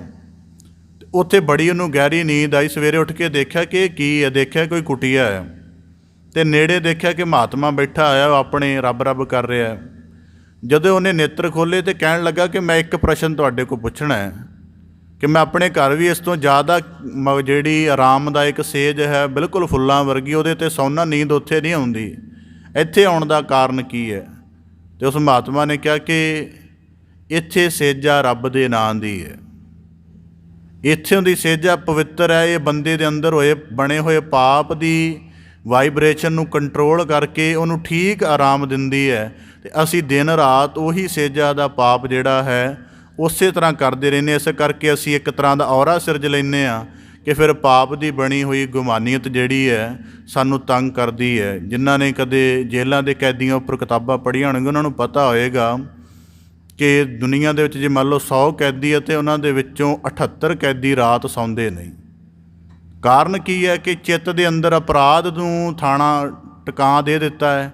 ਇਸ ਕਰਕੇ ਹੁਣ ਜੀਵਨ ਭੁਮਾਰ ਹੈ। ਅਤੇ ਅਸੀਂ ਜੇ ਅਪਰਾਧ ਨਹੀਂ ਕਰਦੇ, ਜੇ ਅਸੀਂ ਲੋਕ ਮੰਨ ਲਓ ਕਤਲ ਨਹੀਂ ਕਰਦੇ, ਤਾਂ ਅਸੀਂ ਆਪਣੇ ਮਨ ਅੰਦਰ ਕਈ ਵਾਰੀ ਈਰਖਾ ਦੇ ਤਹਿਤ ਇਹੋ ਜਿਹੀ ਗਹਿਰੀ ਮਾਨਸਿਕਤਾ ਰੱਖਦੇ ਹਾਂ ਕਿ ਜਿਹੜੀ ਸਾਡੇ ਜੀਵਨ ਨੂੰ ਬਿਲਕੁਲ ਬੇਆਰਾਮ ਕਰ ਦਿੰਦੀ। ਇਸ ਕਰਕੇ ਬਾਬਾ ਫਰੀਦ ਸਾਹਿਬ ਜੀ ਕਹਿੰਦੇ ਦੁਨੀਆਦਾਰ ਦੇ ਵਹਿਣ ਤੋਂ ਹਟ ਕੇ ਥੋੜ੍ਹਾ ਧਰਮ ਦੇ ਸੱਧ ਮਾਰਗ ਵੱਲ ਚੱਲੋ, ਤਾਂ ਕਿ ਜੀਵਨ ਜਿਹੜਾ ਹੈ ਆਰਾਮਦਾਇਕ ਰਹੇ। ਇਸ ਕਰਕੇ ਗੁਰਮੁਖਾਂ ਦੀ ਕਰਨੀ ਦੱਸੀਏ ਬਾਣੀ ਦੇ ਅੰਤਰਗਤ, ਸੌਂਦੇ ਵਾਹੋ ਵਾਹੋ ਉਚਰੇ, ਉੱਠਦੇ ਵੀ ਵਾਹੋ ਕਰੇਨ। ਸੌਂਦੇ ਸਮੇਂ ਹੌਰਰ ਫਿਲਮਾਂ ਦੇਖ ਰਿਹਾ ਹੈ ਤਾਂ ਫਿਰ ਰਾਤ ਦੀ ਨੀਂਦ ਕਿੱਥੇ ਸੁਹਾਵਣੀ ਹੋਏਗੀ। ਇਸ ਕਰਕੇ ਜੇ ਸਿਫਤ ਸਹਿਤ ਸੌਏਗਾ, ਸਿਫਤੀ ਸਹਿਤ ਉੱਠੇਗਾ। ਇਸ ਪ੍ਰਕਾਰ ਬਾਬਾ ਫਰੀਦ ਸਾਹਿਬ ਜੀ ਬਖਸ਼ਿਸ਼ ਕਰਦੇ ਹਨ, ਕਿਰਪਾ ਕਰਨ ਸ਼ਲੋਕਾਂ ਦਾ ਭਾਵ ਉਪਦੇਸ਼ ਸਾਡੇ ਸਾਰਿਆਂ ਦੇ ਹਿਰਦੇ ਅੰਦਰ ਵਸ ਜਾਏ ਜੀ। ਸਾਰਿਆਂ ਦਾ ਇੱਥੇ ਆਇਆ ਸਫਲਾ ਹੋਵੇ। ਅਸੀਂ ਆਪਣੇ ਜੀਵਨ ਦੀ ਹਰੇਕ ਅਵਸਥਾ ਦਾ ਭਗਤੀ ਮਾਰਗ 'ਤੇ ਚੱਲਦਿਆਂ ਹੋਇਆਂ ਚੰਗਾ ਪ੍ਰਯੋਗ ਕਰੀਏ ਅਤੇ ਜੀਵਨ ਦੇ ਵਿੱਚ ਦੁੱਖ ਅਤੇ ਕਾਲ ਦੀ ਸੱਚ ਅਸਲੀਅਤ ਨੂੰ ਪ੍ਰਵਾਨ ਕਰਕੇ ਧਰਮ ਦੇ ਸ਼ੁਭ ਗੁਣਾਂ ਨਾਲ ਆਪਣਾ ਜੀਵਨ ਸਵਾਰੀਏ। ਬਾਬਾ ਫਰੀਦ ਸਾਹਿਬ ਜੀ ਕਿਰਪਾ ਕਰਨ ਸ਼ਲੋਕਾਂ ਦਾ ਭਾਵ ਉਪਦੇਸ਼ ਸਾਰਿਆਂ ਦੇ ਹਿਰਦੇ ਅੰਦਰ ਵਸ ਜਾਏ ਜੀ। ਸਾਰਿਆਂ ਦਾ ਇੱਥੇ ਆਇਆ ਸਫਲਾ ਹੋਵੇ। ਆਪ ਜੀ ਦੇ ਸਨਮੁਖ ਪਾਵਨ ਬਾਣੀ ਦੀ ਲੜੀਵਾਰ ਵਿਆਖਿਆ ਦਾ ਯਤਨ ਰੱਖਦਿਆਂ ਹੋਈਆਂ ਬੇਅੰਤ ਭੁੱਲਾਂ ਦੀ ਖਿਮਾ ਜਾਚਨਾ ਜੀ। ਬੜੇ ਅਦਬ ਸਹਿਤ ਗੱਜ ਕੇ ਫਤਿਹ ਅਰਜ ਕਰੋ ਜੀ। ਵਾਹਿਗੁਰੂ ਜੀ ਕਾ ਖਾਲਸਾ, ਵਾਹਿਗੁਰੂ ਜੀ ਕੀ ਫਤਿਹ।